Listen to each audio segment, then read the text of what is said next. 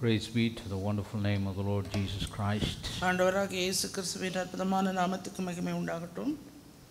Greet each and every one of you that is joining here, as well as those that are watching it online, in the precious name of the Lord Jesus Christ. இந்த இடத்திலே கூடி வந்திருக்கிறவங்களையும் இந்த broadcast மூலமாக இணைந்திருக்கிற ஒவ்வொருவரையும் ஆண்டவராகிய இயேசு கிறிஸ்துவின் நாமத்தினாலே நான் வாழ்த்துகிறேன். With the abundant grace of God, we have almost come to the end of the 10th month in this year that the Lord has so graciously allowed us to enter in. ஆண்டவருடைய அளவற்ற கிருபையினாலே அவருடைய அதிகமான தயையினாலும் கூட இந்த வருஷத்தின் ஆரம்பத்தை துவங்கின நாம் இந்த 10வது மாதத்தின் இறுதி நாளை காணும்படியாக தேவன் கிருபை செய்திருக்கிறார். As times and seasons are changing, காலங்களும் நேரங்களும் மாறிக்கொண்டே வருகிறது. the circumstances are changing, நம்முடைய சூழ்நிலைகளும் மாறிக்கொண்டே இருக்கிறது. God is still sitting on the throne. He never changes. ஆனால் சிங்காசனத்திலே விற்றிருக்கிற தேவன் ஒரு காலம் அவர் மாறாதவராய் It இருக்கிறார். is such a blessing and an honor and a privilege and a confidence to know this only true God of the scriptures. வேத வசனங்களின்படியான அந்த உண்மையான தெய்வத்தை நாம் அறிந்து கொள்ள, அவரை கனப்படுத்த, அவரை நாம் மேன்மைப்படுத்த இந்த வாக்கியத்தை நாம் கொடுத்ததுக்கு ஆண்டவருக்கு நான் நன்றி செலுத்துகிறேன். With these few words, I would like to draw your attention to the word of God. தேவனுடைய வார்த்தைக்குள்ளே உங்கள் கவனத்தை நான் கொண்டு செல்ல விரும்புகிறேன். I'd like to begin by reading three different portions of scriptures. 3 வித்தியாசப்பட்ட வேத பகுதிகளை வாசிக்க இருக்கிறேன். Please stand with me as a mark of our honor and respect to தேவனுடைய the reading of வார்த்தையை God's word. கனப்படுத்தும்படியாய் நீங்கள் யாவரும் எழுந்து நிற்கும்படியாய் உங்களை அன்போடு கூட கேட்டுக்கொள்கிறேன். First of all, let us go to the book of Isaiah, chapter number 48. ஏசாயா தீர்க்கதரிசன புத்தகம் 48வது அதிகாரம் and verse number 20. 20ஆம் வசனம். And then we'll go to the book of Revelation, chapter number 3. அதன் பின்பாக வெளிப்படுத்தின விசேஷம் 3வது அதிகாரம் beginning from verse number 17 to 22. 17 இருந்து 22 வரைக்கும். That's the entire message that the Lord gave his messenger to the 7th church in Laodicea. Laodicea சபையாகிய கடைசி சபைக்கு தூதன் மூலமாய் ஆண்டவர் கொடுத்த செய்தியானது. Then the final passage of our reading will again be from the book of Revelation, chapter number 18, beginning from verse number 2 to verse number 5. இறுதியான வேத பகுதி அதே வெளிப்படுத்தின விசேஷம் 18வது அதிகாரத்திலே 2 இருந்து 5 வரைக்குமாய். Isaiah 48 and 20, it says, "Go ye forth of Babylon, flee ye from the Chaldeans. With the voice of singing declare ye, tell this, utter it, even to the end of the earth. Say ye, the Lord hath redeemed his servant Jacob." ஏசாயா தீர்க்கதரிசன புத்தகம் 48வது அதிகாரம் 20வது வசனம். பாபிலோனிலிருந்து புறப்படுங்கள், கர்த்தரை விட்டு ஓடி வாருங்கள், கர்த்தர் தம்முடைய தாசனாகிய யாக்கோபை மீட்டு கொண்டார் என்று சொல்லுங்கள். இதை கம்பீர சத்தமாய் கூறி பிரசித்தப்படுத்துங்கள், பூமியின் கடையாந்தரம் மட்டும் வெளிப்படுத்துங்கள் என்கிறார்.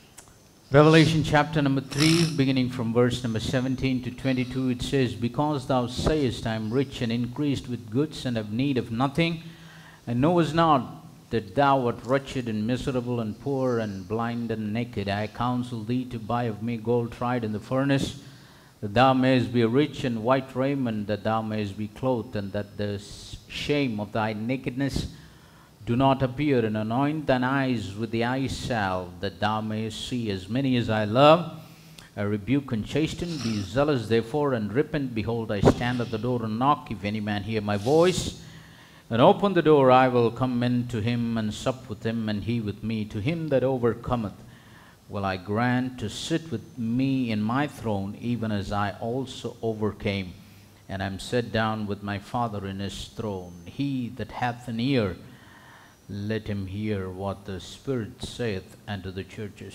வெளிப்படுத்தின விசேஷம் 3வது அதிகாரம் 17 இருந்து 22 வரை. நீ நிர்பாக்கியம் உள்ளவனும் பரிதபிக்கப்படத்தக்கவனும் தரித்திரனும் குருடனும் நிர்வாணியுமாய் இருக்கிறதை அறியாமல், நான் ஐஸ்வர்யவானன் என்றும் திரவிய சம்மணன் என்றும் எனக்கு ஒரு குறைவும் இல்லை என்றும் சொல்லுகிறபடியால், நீ ஐஸ்வர்யவானாகும்படிக்கு நெருப்பிலே புடமிடப்பட்ட பொன்னையும் உன் நிர்வாணமாகிய அவலட்சணம் தோன்றாதபடிக்கு நீ உடுத்திக் கொள்வதற்கு வெண் வஸ்திரங்களையும் என்னிடத்திலே வாங்கிக் கொள்ளவும், போடவும் நீ பார்வையடையும்படிக்கு உன் கண்களுக்கு கலிக்கம் போடவும் வேண்டுமென்று உனக்கு ஆலோசனை சொல்லுகிறேன். நான் நேசிக்கிறவர்களோ அவர்களை கடிந்து கொண்டு சிட்சிக்கிறேன். ஆகையால் நீ ஜாக்கிரதையாக இருந்து மனம் திரும்பு. இதோ வாசற்படியிலே நின்று தட்டுகிறேன். ஒருவன் என் சத்தத்தை கேட்டு கதவை திறந்தால் அவனிடத்தில் நான் பிரவேசித்து அவனோட போஜனம் பண்ணுவேன், அவனும் என்னோட போஜனம் பண்ணுவான். நான் ஜெயம் கொண்டு என் பிதாவினுடைய சிங்காசனத்திலே அவரோடு கூட உட்கார்ந்தது போல ஜெயம் கொள்ளுகிறவன் எவனோ அவனும் என்னுடைய சிங்காசனத்தில் என்னோடு கூட உட்காரும்படி அருள் செய்வேன். ஆவியானவர் சபைகளுக்கு சொல்லுகிறதை காதுள்ளவன் கேட்க கடவன் என்று எழுதி என்றார். Revelation chapter number 18 beginning from verse number 2 to 5 it says, and he cried mightily with a strong voice saying, Babylon the great is fallen, it has become the habitation of devils and the hold of every foul spirit and the cage of every unclean and hateful bird. For all nations have drunk of the wine of the wrath of fornication, and the kings of the earth have committed fornication with her, and the merchants of the earth are waxed rich through the abundance of her delicacies. And I heard another voice from heaven saying, Come out of her, my people, that be ye not partakers of her sins, and that ye receive not of her plagues. For her sins have reached unto heaven, and God hath remembered her iniquities. வெளிப்படுத்தின விசேஷம் 18வது அதிகாரம் 2-5 வரைக்கும். அவன் பலத்த சத்தமிட்டு மகா Babylon விழுந்தது விழுந்தது, அது பேய்களுடைய குடியிருப்பும் சகலவித அசுத்தாவிகளுடைய காவல் வீடும் அசுத்தமும் அருவருப்பும் உள்ள சகலவித பறவைகளுடைய கூடுமாயிற்று. அவளுடைய வேசித்தனத்தின் உக்கிரமான மதுவை எல்லா ஜாதிகளும் குடித்தார்கள். பூமியின் ராஜாக்கள் அவளோட வேசித்தனம் பண்ணினார்கள். பூமியின் வர்த்தகர் அவளுடைய செல்வ செருக்கின் மிகுதியினால் ஐஸ்வர்யவான்கள் ஆனார்கள் என்று விளம்பினான். பின்பு வேறொரு சத்தம் வானத்திலிருந்து உண்டாக கேட்டேன். அது, என் ஜனங்களே, நீங்கள் அவளுடைய பாவங்களுக்கு உடன்படாமலும் அவளுக்கு நேரிடும் பாதைகளில் அகப்படாமலும் இருக்கும்படிக்கு அவளை விட்டு வெளியே வாருங்கள். அவளுடைய பாவம் வானபரிந்தம் எட்டினது, அவளுடைய அநியாயங்களை தேவன் நினைவு கூர்ந்தார். May the Lord add His blessing to the reading of His word. வாசிக்க கேட்ட இந்த வேத பகுதியிலே தேவன் தாமே நமக்கு ஆசீர்வாதம் Let us bow our heads and close our eyes for a word of தலைகளை prayer. வணங்கி கண்களை மூடி ஜெபிப்போம். Most gracious and loving Heavenly Father, மிகுந்த கிருபையும் அன்பும் நிறைந்த பரலோகத்தின் தகப்பனே, we thank you, Heavenly Father, for giving us this wonderful opportunity in the land of this living. ஆண்டவரே, இந்த ஜீவனுள்ள தேசத்திலே இந்த வாய்ப்பை தருணத்தை நீர் எங்களுக்கு கொடுத்ததுக்காக உமக்கு நன்றி. Thank you, Heavenly Father, for blessing the reading of your word. இந்த வேத வசனங்களை வாசிக்க நீர் உதவி செய்தீர், உமக்கு நன்றி. I pray that you will come down to the scene and commune with our hearts this evening. ஆண்டவரே, இந்த மாலை வேளையிலே நீர் தாமே இறங்கி வந்து எங்கள் இதயத்தோடு கூட இடைப்பட வேண்டுமாய் ஜெபிக்கிறேன். Let your people not just hear the voice of a natural human being, ஆண்டவரே, இயற்கையான ஒரு மனுஷனுடைய சத்தத்தை ஜனங்கள் கேட்கிறவர்களாக அல்ல தகப்பனே, but let them hear the voice behind this feeble voice, the voice of the Spirit in the ears of their heart. ஆண்டவரே, இந்த மனுஷனுடைய சத்தத்துக்கு பின்பாக உம்முடைய ஆவியானவருடைய மெல்லிய அமர்ந்த சத்தத்தை கேட்கும்படியாய் உதவி செய்யும். We bind all the power of darkness in the name of the Lord Jesus Christ. எல்லா அந்தகாரத்தின் கிரியைகளை உம்முடைய நாமத்தினாலே கடிந்து கட்டி சபித்து அப்புறப்படுத்துகிறேன். May the liberty of your Spirit be with us. உம்முடைய விடுதலையின் ஆவியானவர் எங்களோடு கூட தங்கி இருக்கட்டும். Won't you please anoint these lips of clay to speak your anointed word? அபிஷேகிக்கப்பட்ட வார்த்தைகளை பேச என்னை நீர் அபிஷேகியும். Anoint every ears that is thirsting to hear and every heart that is hungry to receive and be satisfied. ஆண்டவரே, கேட்கிற செவிகளையும் ஏற்றுக்கொள்கிற இருதயத்தையும் தாகம் பசியுள்ள ஆத்துமாக்களை நீர் ஆண்டவரை திருப்திப்படுத்த வேண்டுமாய் அபிஷேகிக்க வேண்டுமாய் ஜெபிக்கிறேன். Most of all, let the lives be transformed. அவருடைய வாழ்க்கை மறுரூபமாகும்படியாய் ஜெபிக்கிறேன். Let everyone that hath an ear, let them hear what you are saying. ஆண்டவரே, நீர் சொல்லுகிறதை ஆண்டவரே காதுள்ளவர்கள் கேட்கட்டும் தகப்பனே. Declare that all the glory, honor and praise belong to you and you சகல alone. துதி கன மகிமை மேன்மேலாம் உமக்கு ஒருவருக்கே உண்டாகட்டும். For we ask all of this wonderful blessings in the precious name of the Lord Jesus. எல்லா ஆசீர்வாதங்களும் வெளியேற பெற்ற நம்முடைய நாமமாகிய இயேசு கிறிஸ்துவின் நாமத்தினாலே கேட்கிறேன். Amen. Amen. Please be seated. தயவு செய்து உட்காரும். For the last several weeks, கடந்த பல வாரங்களாக we are talking about a series of messages on the subject, on the title, being restored in all things. எல்லாவற்றையும் நாம் சீர் பொருந்துவது திருப்பிக் கொள்வது என்கிற தலைப்பின் கீழே நாம் தியானித்து வந்தோம். And probably, I hope that today's message will be the last message in that series unless something changes. இந்த தொடர்போதனையினுடைய இறுதி இன்றைய நாளாக இருக்கக்கூடும் என்று நான் நினைக்கிறேன். இல்லாவிட்டால் அதனுடைய காரியங்கள் மாறுபடும். The last week we talked about Enoch. கடந்த வாரம் நாம் ஏனோக்கை பற்றி தியானித்தோம். Enoch is the seventh from Adam, who lived in the shadows of the Old Testament. பழைய ஏற்பாட்டின் நிழலாட்டத்திலே ஏனோக்கு என்பவன் ஆதாமுக்கு 7ஆம் தலைமுறையாய் வாழ்ந்தவன். And he was taken up without seeing death. அவன் மரணத்தை காணாதபடி எடுத்துக்கொள்ளப்பட்டவன். He was caught up, he was raptured from this earth. அவன் இந்த பூமியிலிருந்து எடுத்துக்கொள்ளப்பட்டவன். Just like the Lord has promised for his bride in the seventh church age. இந்த 7ஆம் சபை காலத்திலே தன்னுடைய மனவாட்டிக்கு தேவன் எவ்விதமாய் வாக்குத்தத்தம் பண்ணி இருக்கிறாரோ அதுபோல. That's why he is a type of the bride of Christ that is living in the seventh church age. அந்த 7ஆம் சபை காலத்திலே நிழலாட்டத்திலே கிறிஸ்துவின் மனவாட்டிக்கு ஒப்பாய் வாழ்ந்தவன். We need to look at his life very carefully. அவருடைய வாழ்க்கையை நாம் மிகவும் உன்னிப்பாக கவனிக்க வேண்டியது அவசியமாய் இருக்கிறது. There is not much things written in the scriptures about his life. அவருடைய வாழ்க்கை குறித்து அதிகமான வேத வசனங்கள் குறிப்பிட்டு எழுதப்படவில்லை. But of the few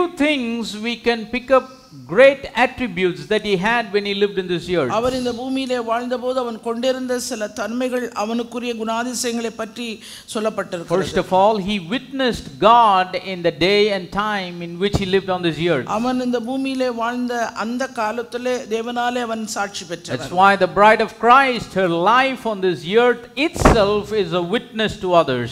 கிறிஸ்துவின் மனவாட்டியாய் இருக்கிறவருடைய வாழ்க்கையும் மற்றவர்களுக்கு சாட்சியாய் இருக்கப்பட வேண்டியது அவசியம். Secondly, we read in the scriptures, Enoch walked with God. இரண்டாவது பார்த்தோம் ஏனோக்கு தேவனோடே சஞ்சரித்தான். That's why the bride of Christ, she walks in total agreement with God. எனவே கிறிஸ்துவின் மனவாட்டியாய் இருக்கப்படுகிறவளும் கிறிஸ்துவோடு கூட ஒரு முழு மனசம்மதத்தோடு கூட நடக்க வேண்டும். The bride of Christ is someone that walks in perfect harmony, perfect agreement with whatever God says. ஆண்டவர் சொல்லுகிற எல்லா காரியத்துக்கும் இசைந்தவளாய் முழு மனப்பூர்வமாய் பரிபூரணமாய் இதற்கென்று தன்னை அர்ப்பணித்து ஒப்புக்கொடுத்தவளாய் இசைந்து நடக்க வேண்டும். Otherwise she won't be able to walk with God. இல்லாவிட்டால் அவள் தேவனோடு நடந்து செல்ல முடியாது. And thirdly, we read in the scriptures that when Enoch lived on this earth, he received a testimony from heaven that he pleased God. மூன்றாவது நாம் பார்த்த விஷயம் என்னவென்றால் ஏனோக்கை குறித்து அவன் இந்த பூமியிலே வாழ்ந்தபோது தேவனாலே நற்சாட்சி பெற்ற ஒரு மனுஷனாய். And today I would like to talk about one final message in this series.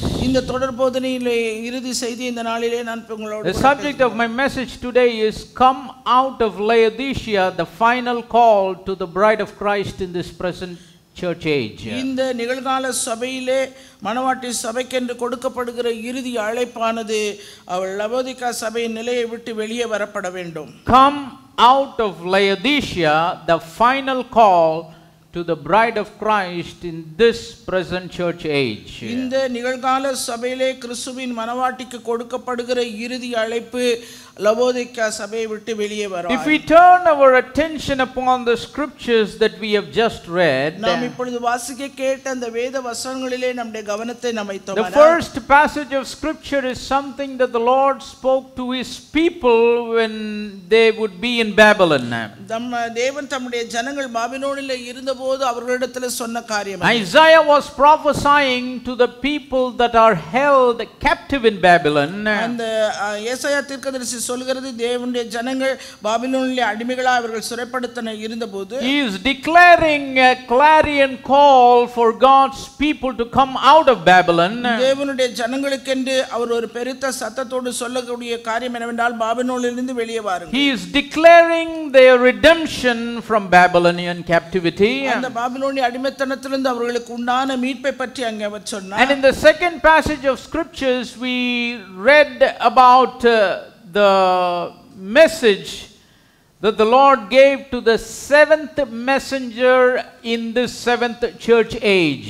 ஏழாம் சபைக்கு ஏழாம் தூதனாலே சொல்லப்பட்ட வார்த்தைகள். And then finally in the book of Revelation chapter number 18, இறுதியாக வெளிப்படுத்தின விசேஷம் 18வது அதிகாரத்திலே we read about the Lord declaring the same thing he declared through his prophet Isaiah.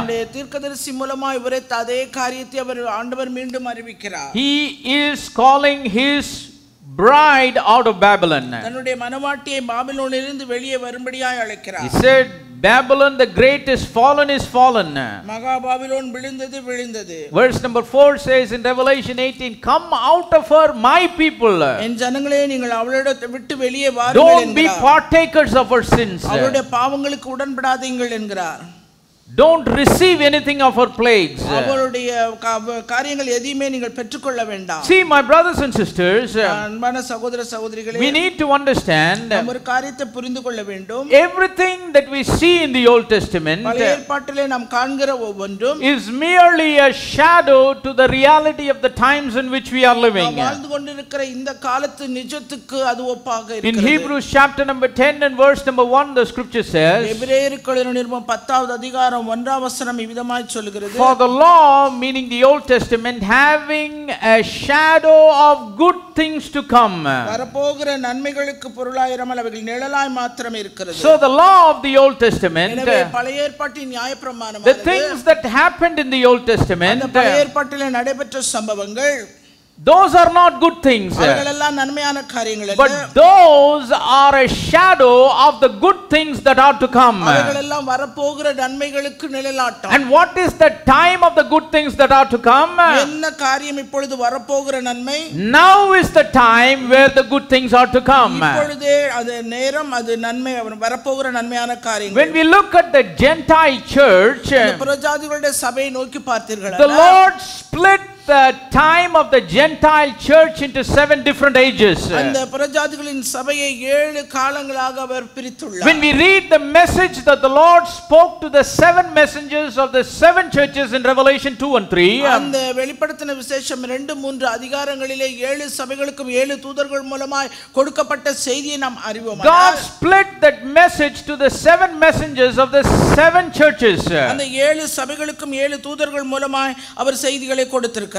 It doesn't mean that God's church is 7 in number. ஆண்டவருடைய சபை 7 கொண்டது என்ற அர்த்தம். 7 is a number that is mentioned in the scriptures because 7 denotes perfection. அந்த 7 என்கிறது அது பரிபூரணத்தை குறிக்கக்கூடியதா Our God is a God who is perfect. நம்முடைய தேவன் அவர் பரிபூரணத்தின் தேவன். That's why his bride is also perfect. எனவே அவருடைய மணவாட்டி பரிபூரணம் உள்ளவர். That's why we read about 7 golden candlesticks. அந்த 7 பொன் குத்து விளக்குகளை நாம் பார்க்கிறோம். We read about 7 churches of 7 different ages. 7 சபைகளும் 7 வித்தியாசப்பட்ட காலங்களில். We read about 7 messengers and 7 stars. அது மாத்திரமல்ல 7 நட்சத்திரங்களையும் 7 தூதர்களையும் குறித்து We read about 7 seals and the 7 trumpets. அது மாத்திரமல்ல 7 எக்காலங்கள் 7 முத்திரைகளை நாம் பார்க்கிறோம். Praise the name of the living God. All these 7s are just to denote the perfection of God and his kingdom. இந்த 7 என்று குறிப்பிடப்படுகிற சகலமும் தேவனுடைய பரிபூரணத்தை குறிக்கிறதா இருக்கிறது. So when the Lord spoke to John in the island of Patmos, அந்த பத்மோ தீவிலே அப்போஸ்தலனாகிய யோவானுக்கு தேவன் தரிசித்து சொன்னது yes, there were 7 different congregations in 7 different locations at that day and time. அந்த காலத்திலே 7 சபைகள் 7 வித்தியாசப்பட்ட இடத்திலே அது காணப்பட்டது. It was located in the Asia Minor, which is today the southern part of Turkey. இந்த நாளிலே துருக்கியினுடைய தெற்கு பகுதியாய் காணப்படுகிற அந்த இடம்தான் அந்த நாளிலே அந்த ஆசியா மைனர் என்று சொல்லப்படுகிறது. In these 7 cities, இந்த 7 பட்டணங்கள், there were 7 different congregations. அவைகள் 7 வித்தியாசமான சபைகள். Number 1, the Ephesus. Number 2, the city of Smyrna. அடுத்து Smyrna. Third, the congregation in the city of Pergamos. அடுத்து Pergamos. Fourthly, the congregation in the city of Thyatira. 4 Thyatira. Fifthly, the congregation in the city of Sardis. 5 Sardis. Sixthly, Philadelphia. 6 Philadelphia. And seventhly, in the location in the city called Laodicea. 7வது சொல்ல குறிப்பிடப்படுகிறது லவோதிக்கா என்கிற. So when the Lord gave his message to the 7 messengers of the 7 churches through Apostle John, யோவான் அப்போஸ்தலன் மூலமாக இந்த 7 சபைகளுக்கும் 7 காரியங்களை ஆண்டவர் சொல்லி he was directing those 7 messages to those congregations in those 7 different locations at that day and time. அந்த காலத்திலே அந்த நேரத்திலே அந்த ஆசியா மைனர் என்று சொல்லப்படுகிற அந்த இடங்களிலே 7 வித்தியாசப்பட்ட இந்த பட்டணங்களிலே இருந்த அந்த சபைகளுக்கு கொடுக்கப்பட்ட. But we need to understand ஆனா நம்ம ஒரு காரியத்தை புரிந்து கொள்ளணும். that is not the end of it. ஆனா அதோட முடிவு அல்ல. When the Lord gave the 7 messages to the 7 messengers of the 7 churches, அந்த 7 சபைகளுக்கும் 7 தூதர்கள் மூலமா 7 செய்திகளை கொடுத்த தேவன், he not only meant those 7 congregations and the 7 messengers that were present at that time, அந்த காலத்திலே அந்த நேரத்திலே இருந்த அந்த பட்டணங்களிலே இருந்த அந்த 7 சபைகளுக்கு கொடுக்கப்பட்ட செய்தி அது மாத்திரமல்ல,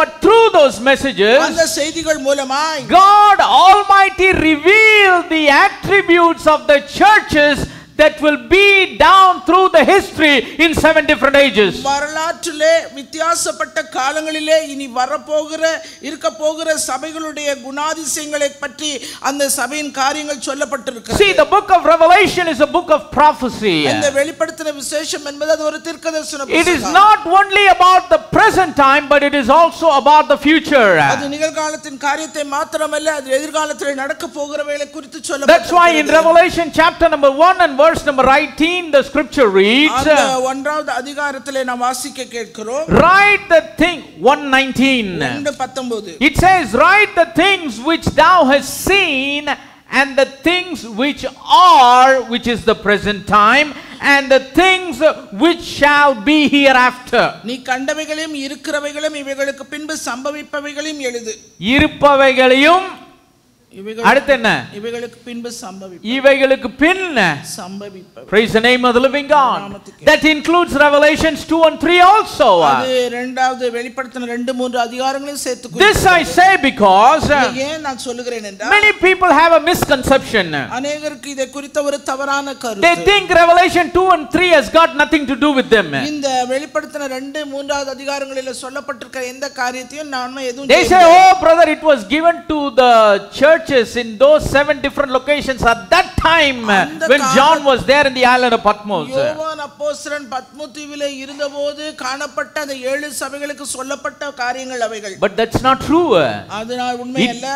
That's not the whole truth. அதுதான் முழுமையான சத்தியம். It was given to those churches that were in 7 different locations. அந்த நாளிலே இருந்த அந்த 7 சபைகளுக்கு சொல்லப்பட்ட செய்தி அதுதான் உண்மை. But it also reveals the prophetical attributes of the church that will be down through the ages for the 2000 years. ஆனால் கடந்த 2000 வருடங்களாக சபை வரலாற்றிலே தொடர்ந்து காணப்படுகிற சபை நிலைமைக்கு ஏற்ற காரியங்களை அது சொல்லப்பட்டிருக்கிறது. If somebody denies it, இதை யாராவது ஒருத்தர் மறுத்தாங்கன்னா they can read the church history. அவர்கள் சபை வரலாறை படிக்க வேண்டும். The church history that was from the beginning till now. அந்த சபை வரலாறு ஆரம்பத்திலிருந்து இன்றைய வரைக்கும் If they read those church histories, அந்த சபை வரலாற்றை படித்து பார்த்தால் it is prophetically exactly fitting the attributes that the Lord spoke from Ephesians to Laodicean.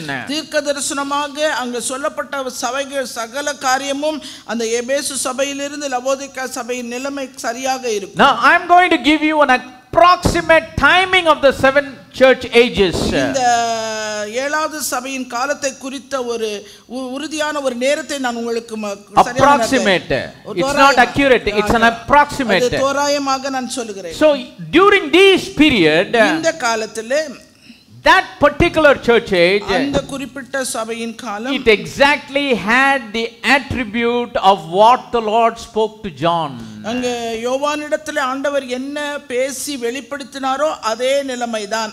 The church of Ephesus அந்த எபேசு சபை is between 53 AD to 170 AD.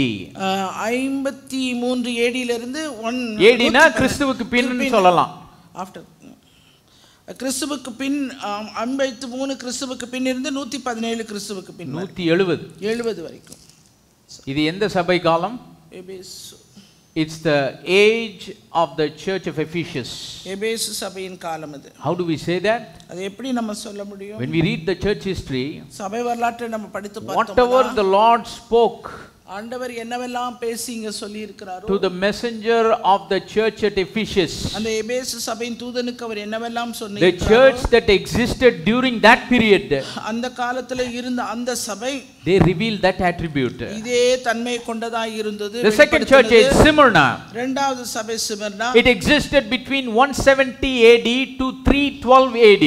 கிறிஸ்துவுக்கு பின்பாக 170 இலிருந்து 212 கிறிஸ்துவுக்கு பின்பாக. How do we say that? அதை எப்படி நாம சொல்ல முடியும்? You take the history of the church during those period அந்த காலத்துல இருந்த அந்த சபை வரலாற்றை எடுத்து பார்த்தீர்களானா, and read the message that the Lord gave to the messenger of Smyrna. இந்த ஸ்மிர்னா சபையின் தூதனுக்கு ஆண்டவர் கொடுத்த செய்தி, it is exactly matching. அது சரியாக பொருந்தக்கூடிய. The church Pergamos அதுபோல அடுத்த பெர்கமுஸ் சபை existed between 312 and 606 AD. அது 312 இலிருந்து 606 வரைக்கும் இருந்தது. Why? Because it's exactly matching the message that the Lord gave to that church. அந்த சபைக்கு சொல்லப்பட்ட அந்த செய்தியானது தூதனுக்கு மூலமாய் அது அப்படியே The approximate time of Thyatiran church 606 to 1520 AD. அந்த தியத்திரா சபையின் காலம் என்னவென்றால் 606 இலிருந்து 20 1520 வரைக்கும். Sardis, அந்த சர்தை சபை, this church existed between 1520 and 1750. இது 1520 இருந்து 1790. Philadelphian church, அது பிலதெல்பியா சபை, it existed between 1750 and 1906. 1750 இருந்து 1906 வரைக்கும். Laodicean church, லவோதிக்கா சபை, it began from 1906 1906 ஆரம்பித்து and it will exist until the time of the catching away of his bride.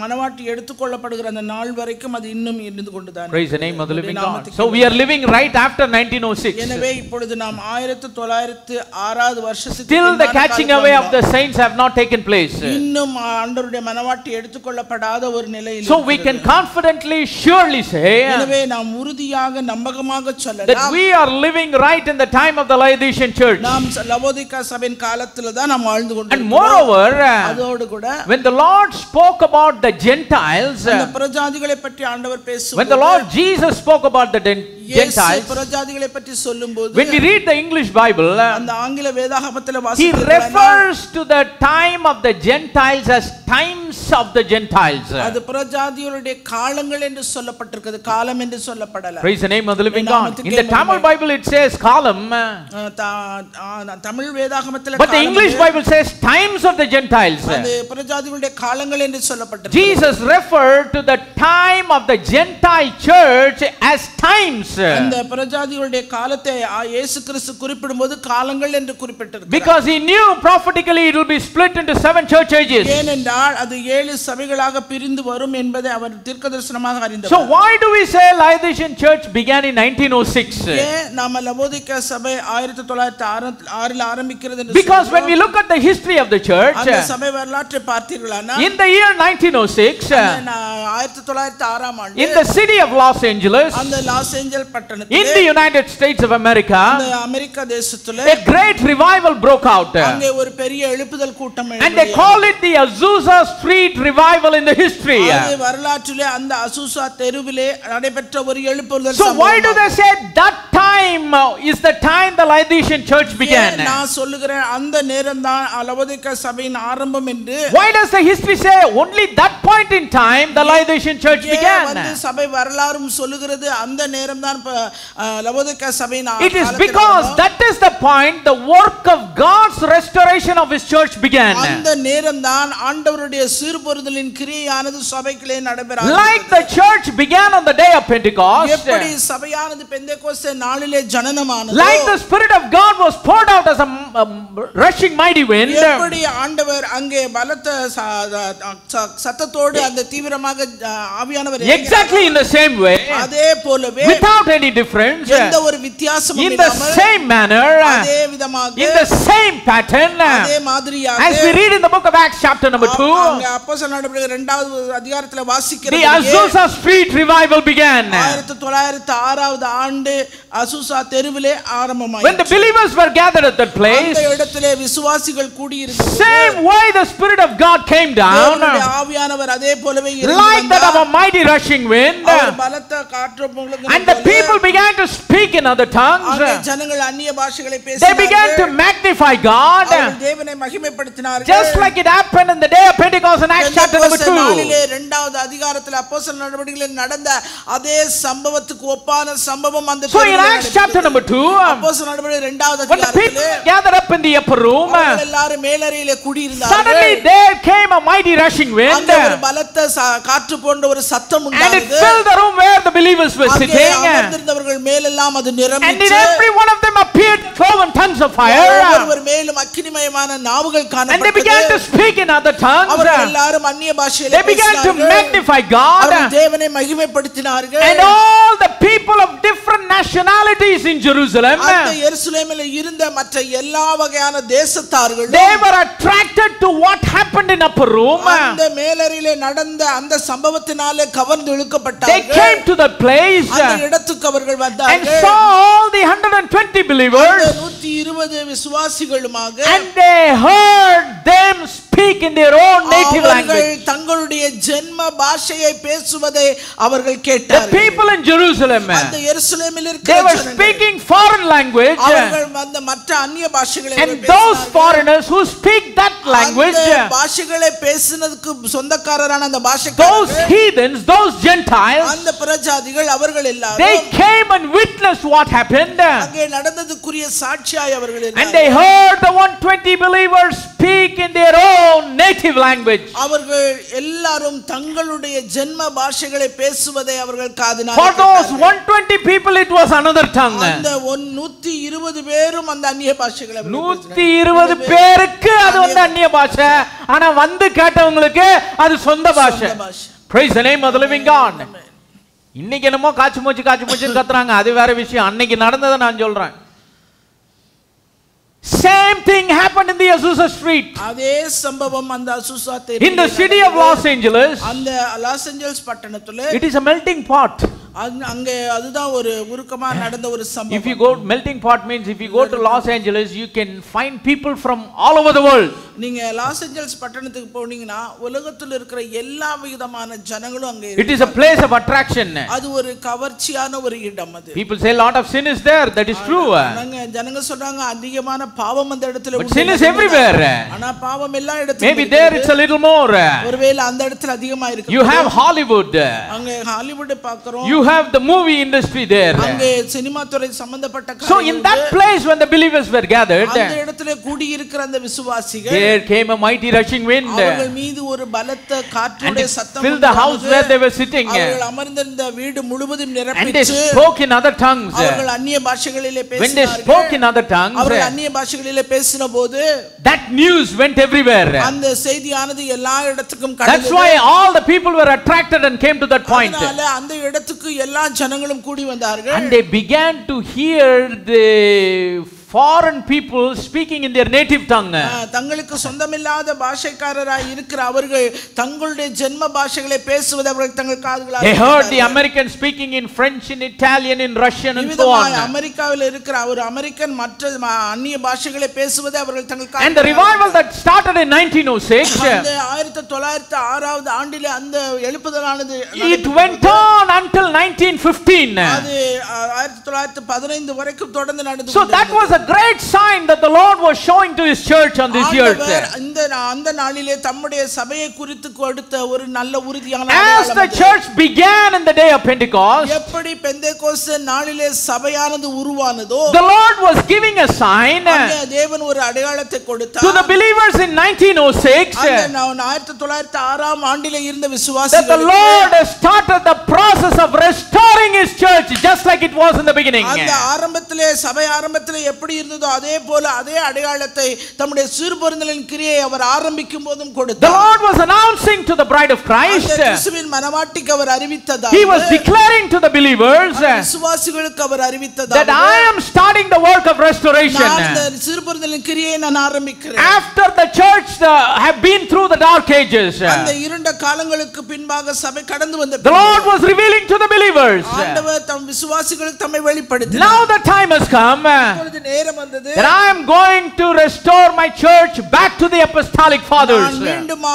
அந்த அப்போஸ்தலர்கள் பூர்வ பிதாக்கள் இருந்த அந்த நிலைமைக்கு நான் சபையை நான் சீர்பொருந்த செய்வேன். Like it began on the day of Pentecost. எப்படி அது பெந்தேகோஸ்து நாளிலே ஆரம்பித்த போது இருந்ததோ அந்த நிலைமைக்கு. Now soon the age of the church is going to end, the Gentile church. இந்த பிரஜாதிகளுடைய காலமானது விரைவிலே முடிவு பெற போகிற ஒரு You have come to the end of this last church age. இந்த கடைசி சபையின் காலத்தின் இறுதிக்குள்ளாக நாம் வந்து The நிற்கிறோம். Lord was telling us, you have come to the last church age. நீங்க வந்து கடைசி காலத்தின் கடைசி மணி நேரத்திலே இருக்கிறீர்கள். From the 6th church age, you are now stepping into the 7th church age. ஆறாவது சபையின் காலத்திலிருந்து ஏழாவது சபை காலத்துக்குள்ளே நீங்கள் Because I have started the work of restoration. restoration. அங்கேதான் நான் அந்த சீர்பெருந்தலின் கிரியை நான் But ஆரம்பித்தேன். sadly, what happened? ஆனா வருத்தமாக நடைபெற்றது Yes, in 1906, the Lord poured out His Spirit. 1906 வருஷத்திலே அந்த இடத்திலே Just like it was on the day of Pentecost. அந்த பெந்தெகோஸ்தே நாளில் நடந்தது போல After the church was bruised and battered through all the dark ages, அந்த இருண்ட காலத்திலே சபையானது அடிபட்டு துவண்டு எல்லாம் முடிந்து வந்தது. it was a great eye opener for the believers.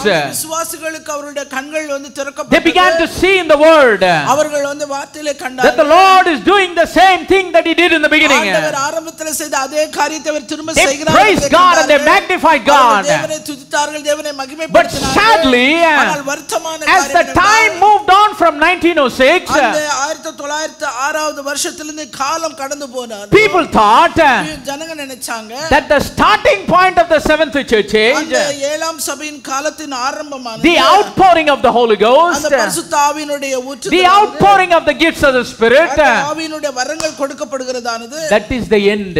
அதுவே முடிவு இறுதி என்று நினைத்தார்கள். So what did they do?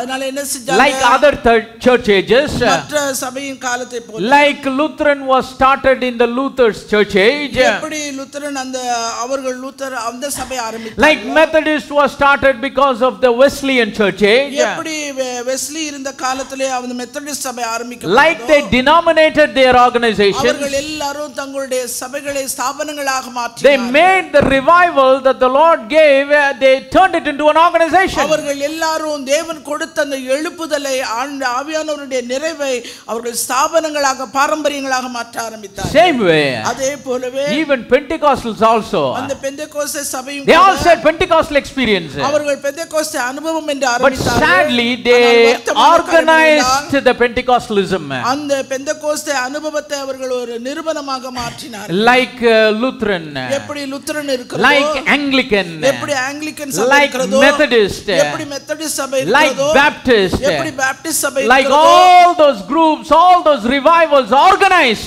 இப்படி எல்லா எழுப்புதல் பெற்ற அந்த சபைகள் எல்லாம் அந்த எழுப்புதலை மறந்து like they formed denominations after the revival. ஸ்தாபனங்களை அவர்கள் உருவாக்கினார்கள். Even after this Pentecostal outpouring of the Spirit, ஆவியானவருடைய அந்த நிறைவு அது அளிக்கப்பட்ட பின்பும் கூட, even the Pentecostal people, பெந்தெகோஸ்தே ஜனங்களும் கூட, they tried to organize Pentecostal. அவர்கள் பெந்தெகோஸ்தே சபையை அவர்கள் split into different groups. அவர்களும் வித்தியாசப்பட்ட கூட்டங்களாக Each one formed their own denomination. ஒவ்வொருவரும் தங்களுக்கென்ற ஒரு பாரம்பரிய சபையை உண்டாக்கினார்கள். Each group picked one or two, three things from the scripture, அவர்கள் வேத வசனங்களிலே தங்களுக்கு சௌகரியமான இங்க ஒன்று அங்க ஒன்றுமாய் and they தேர்ந்தெடுத்தார்கள். tried to start a group only on that. அதன் மீதாக தங்களுடைய கூட்டங்களை அவர்கள் They சேர்க்க failed to ஆரம்பித்தார்கள். honor the whole counsel of God. ஆனால் தேவனுடைய முழு ஆலோசனையும் கவனிக்க அவர்கள் தவறி They போனார்கள். failed to understand that the outpouring of the Spirit was only just a beginning. அந்த ஆவியானவருடைய ஊற்றப்படுதல் என்பது ஆரம்பம் என்பதை அவர்கள் மறந்து They போனார்கள். failed to understand that God was showing them a sign. He is starting the work of restoration. ஆண்டவர் அந்த சீர்படுதலின் கிரியை ஆரம்பிக்கிறார் என்பதற்கு அடையாளமாக அந்த நாளிலே ஆவி அவர்கள் மேல் ஊற்றப்பட்டது என்பதை அவர்கள் உணர தவறி They போனார்கள். did not allow God to fully do the work of restoration. அந்த சீர்படுதலின் செய்தியை வேலையை முழுவதுமாய் செய்ய ஆண்டவரை அவர்கள் From அனுமதிக்கவில்லை. Pentecost, they were failing to move on into perfection. இப்படி பெந்தெகோஸ்தே சபை ஆரம்பம் நல்லா இருந்தது, ஆனால் அது பரிபூரணத்துக்கு நேரே கடந்து Like the scripture says in the book of Hebrews, எபிரேயர் எழுதின நிருபத்திலே many received the gifts, அநேகர் வரங்களை பெற்றுக்கொண்டார்கள். the power of the word of God. தேவனுடைய நல்வார்த்தையை They பெற்றுக்கொண்டார்கள். tasted the heavenly gift, அவர்கள் பரமஈவை the ருசி good word of God, the powers of the world to come. நல்வார்த்தையும் இனி வரப்போகிற பலன்களையும் அவர்கள் ருசி But they பார்த்தார்கள். failed to move on into perfection. பரிபூரணத்துக்கு நேராய் கடந்து போக மனம் தவறி போனார்கள். But the Lord Jesus Christ, ஆனால் ஆண்டவராய் இயேசு He Kristu did not wash His hands and go away. அவர் கையை கழுவிட்டு கடந்து போகல. He was still doing the work of restoration among His people. அந்த சீர்படுதலின் கிரியை செய்து My கொண்டிருக்கிறார். brothers and sisters in Christ, கிறிஸ்துவுக்குள் அன்பான சகோதர Pentecostal is an experience. அந்த பெந்தெகோஸ்தே என்பது ஒரு அனுபவம். Nobody can organize Pentecostal. அதை ஒரு ஸ்தாபனமாக எவரும் நிர்வகிக்க கூடாது. Apostolic is a doctrine. அதுபோல அப்போஸ்தலர் என்பது அது ஒரு உபதேசம். Nobody can form a denomination in this doctrine. அந்த உபதேசத்துல யாரும் ஒரு சபையை ஸ்தாபிக்க The முடியாது. genuine people of God தேவனுடைய உண்மையான ஜனங்கள் are being called out of this Laodicean church. இந்த லவோதிக்கா சபைக்குள்ள இருந்து வெளியே வர They are வேண்டும். being called out of the organized church. அவர்கள் அந்த பாரம்பரிய சபைக்குள்ள இருந்தவர்கள் வெளியே வர They are வேண்டும். being called out of religious traditionalism. அந்த மத சம்பந்தப்பட்ட மத மார்க்கமாய் இருக்கிற சபைகளிலிருந்து அவர்கள் God is calling them to be restored in all things. தேவன் அவர்களை எல்லாவற்றிலும் சீர்பொருந்தும்படியாய் வெளியே Before அழைக்கிறார். the saints of God are caught up from this earth, அவர்கள் இந்த பரிசுத்தவான்களாய் தேவனுடைய ஆகாயத்தில் அவர்கள் எடுத்துக்கொள்ளப்படுவதற்கு God wants His bride to be restored in all things. மனவாட்டி எல்லாவற்றிலும் சீர்பொருந்த வேண்டும் என்று விரும்புகிறார். No matter whoever they are, wherever they are, யார் எங்க இருக்காங்க அத பற்றி east or west or north or south, வடக்கோ கிழக்கோ தெற்கோ மேற்கோ the bride of Christ is scattered all over the world. மனவாட்டியானவள் அவள் உலகமெங்கும் சிதறி. But the Lord is constantly calling out His bride. தன்னுடைய மனவாட்டி அவர் அழைத்து No matter wherever she is, அவர் எங்க இருந்தாலும் no matter in whichever organization she is, ஸ்தாபனத்துக்குள்ளே no matter in whichever denomination she is, எந்த ஒரு சபை ஸ்தாபனத்துக்குள்ளே no matter wherever in whichever tradition she is caught, ஒரு பாரம்பரியத்துக்குள்ள பிடிபட்டு இருந்தாலும் no matter wherever she is in the religious practice, இல்ல மதம் சம்பந்தப்பட்ட காரியங்களில் அவள் பழக்கப்பட்டவளாய் God is declaring His message to her. ஆண்டவர் அவளுக்கு என்று தன்னுடைய செய்தியை அனுப்புகிறார். Just like He spoke to the prophet Isaiah. அங்கே ஏசாயா தீர்க்கதரிசி மூலமாய் சொன்னது போல, Like when the people of God went into the captivity of Babylon, தேவனுடைய ஜனங்கள் சிறைகளாய் பிடிக்கப்பட்ட God is calling out His bride in this day and time. மனவாட்டியை இந்த காலத்திலே இந்த நேரத்திலே அவள் வெளியே வரும்படி He is saying, come out of Laodicea. லவோதிக்கா சபை விட்டு வெளியே வா. Come out of the condition of Laodicea. லவோதிக்கா சபை நிலைமையிலிருந்து நீ வெளியே வா. Come out of the condition of lukewarmness. அந்த வெதுவெதுப்பான நிலைமையிலிருந்து நீ வெளியே வா. Stop being neither cold or hot and be lukewarm. நீ வந்து அனலாயிரு இல்ல குளிராயிரு இல்ல ரெண்டும் இல்லாம வெதுவெதுப்பாய் இருக்காத. Come out of her and be separate. அவளிடத்திலிருந்து வெளியே வந்து உன்னை வேறு. Babylon is not the place where the bride of Christ has to be. Babylon கிறிஸ்துவின் மனவாட்டி இருக்கக்கூடிய ஒரு இடம் அல்ல. Babylon is a whore. Babylon ஒரு வேசி. Babylon is a prostitute. Babylon ஒரு வேசி அவள். But the bride of Christ is a virgin.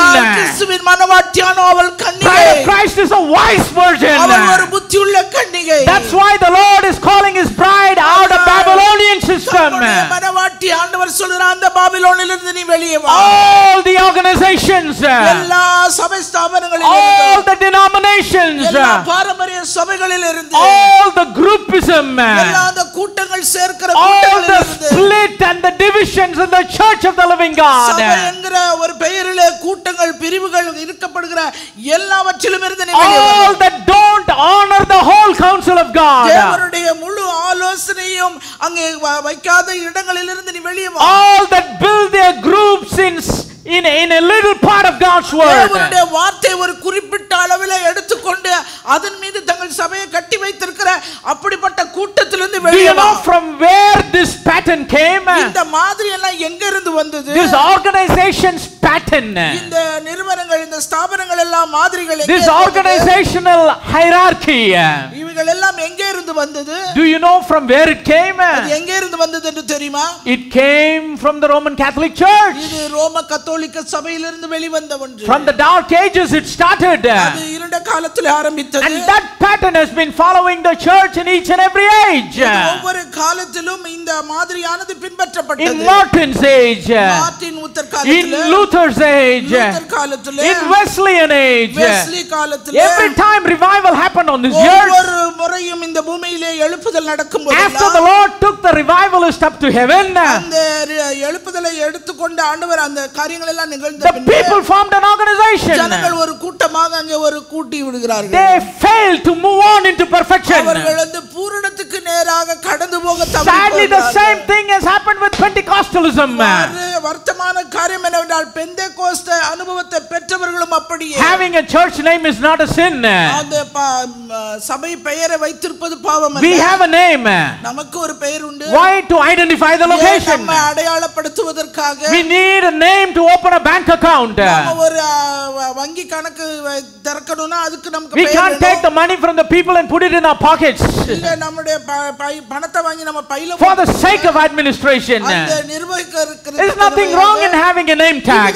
பெயர் வைத்திருப்பதிலே எந்த ஒரு தவறும் But கிடையாது. when someone tries to peculiarly identify themselves with that name tag. அந்த பெயரின் பலகையோடு அந்த பட்டியலோடு தங்களுடைய காரியங்கள் எல்லாவற்றையும் தனித்துவமாக அவர்கள் வைத்துக் கொள்வதுதான் தவறு. That is not right in the sight of God. தேவனுடைய பார்வையிலே தவறானது. What does the scripture say?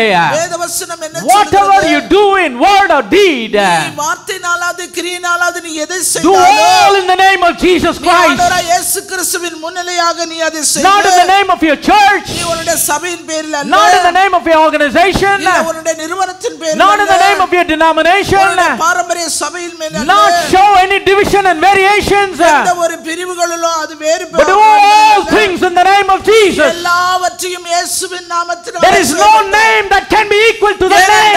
அந்த நாமத்துக்கு சமமான நாமம் No name that can be above that name. அந்த நாமத்துக்கு இணையாக வேறொரு நாமம். That's the only name to be exalted. அந்த உயர்த்தப்பட வேண்டிய ஒரே நாமம் அந்த நாமம். Whatever the bride of Christ, கிறிஸ்துவின் மணவாட்டியாய் இருக்கிறவள் அதை தான் செய்ய வேண்டும். do in word or deed, அவள் வார்த்தையினாலாவது கிரியையினாலாவது she should put her focus on the name of Jesus Christ. இயேசுவின் நாமத்திலே மாத்திரமே தன்னுடைய Only that name has to be exalted. அந்த நாமம் மாத்திரமே உயர்த்தப்பட Only that name has to be honored. அந்த நாமம் மாத்திரமே கனப்படுத்த வேண்டும். That's the true attribute of the bride of Christ. கிறிஸ்துவினுடைய உண்மையான மணவாட்டியினுடைய காரியம். Praise the name of the living God.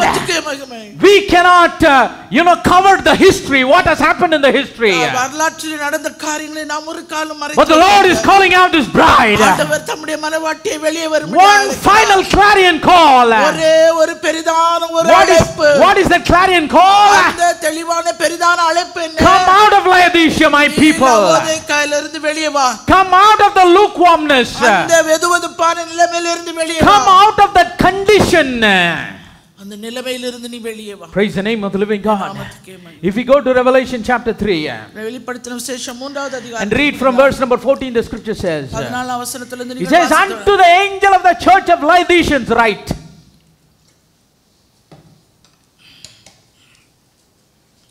லவோதிகேயா சபையின் தூதனுக்கு நீ எழுத வேண்டியது என்னவெனில், these things saith the Amen, the faithful and true witness, the beginning of the creation of God. உண்மையும் சத்தியமும் உள்ள சாட்சியும் தேவனுடைய சிருஷ்டிக்கு ஆதியாய் இருக்கிற ஆமென் என்பவர் சொல்லுகிறதாவது. The scripture here says, these things says the Amen. அந்த சொல்லப்படுகிறது ஆமென் என்கிறவர் சொல்லுகிறார். Amen means ஆமென் என்றால் last. அப்படி அது முடிவு. Last. கடைசி. கடைசி. Amen means last. ஆமென் என்பது கடைசி, இறுதி.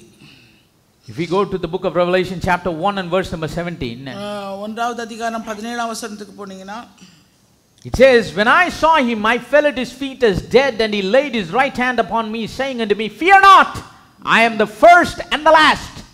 நான் அவரை கண்டபோது செத்தவனைப் போல அவருடைய பாதத்தில் விழுந்தேன். அப்பொழுது அவர் தம்முடைய வலது கரத்தை என் மேல் வைத்து என்னை நோக்கி, பயப்படாதே, நான் முந்தினவரும் பிந்தினவரும்.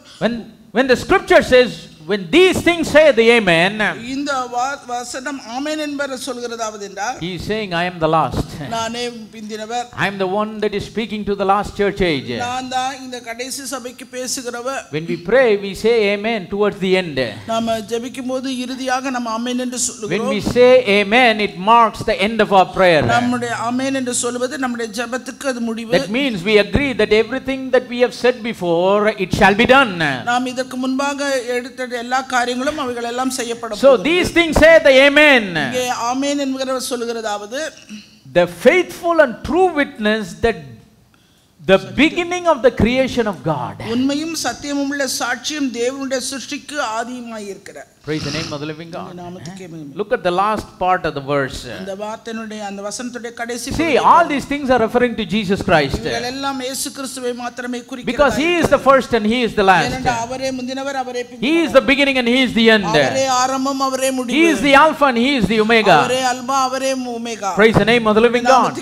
These things say the Amen, the faithful true witness, the beginning of the creation of God. உண்மையும் சத்தியமும் உள்ள சாட்சியும் தேவனுடைய சிருஷ்டிக்கு ஆதியாய் இருக்கிற ஆமென். The beginning of the creation of God. சிருஷ்டிக்கு ஆதியாய் இருக்கிற. See, lot of times people misunderstand this term. அநேக நேரங்களிலே இந்த வார்த்தைகளை அவர்கள் தவறாக. When Jesus says இயேசு கிறிஸ்து இங்க சொல்றார் that he is the beginning of the creation of God, அவர் வந்து தேவனுடைய சிருஷ்டிக்கு ஆதியாய் இருக்கிறார்.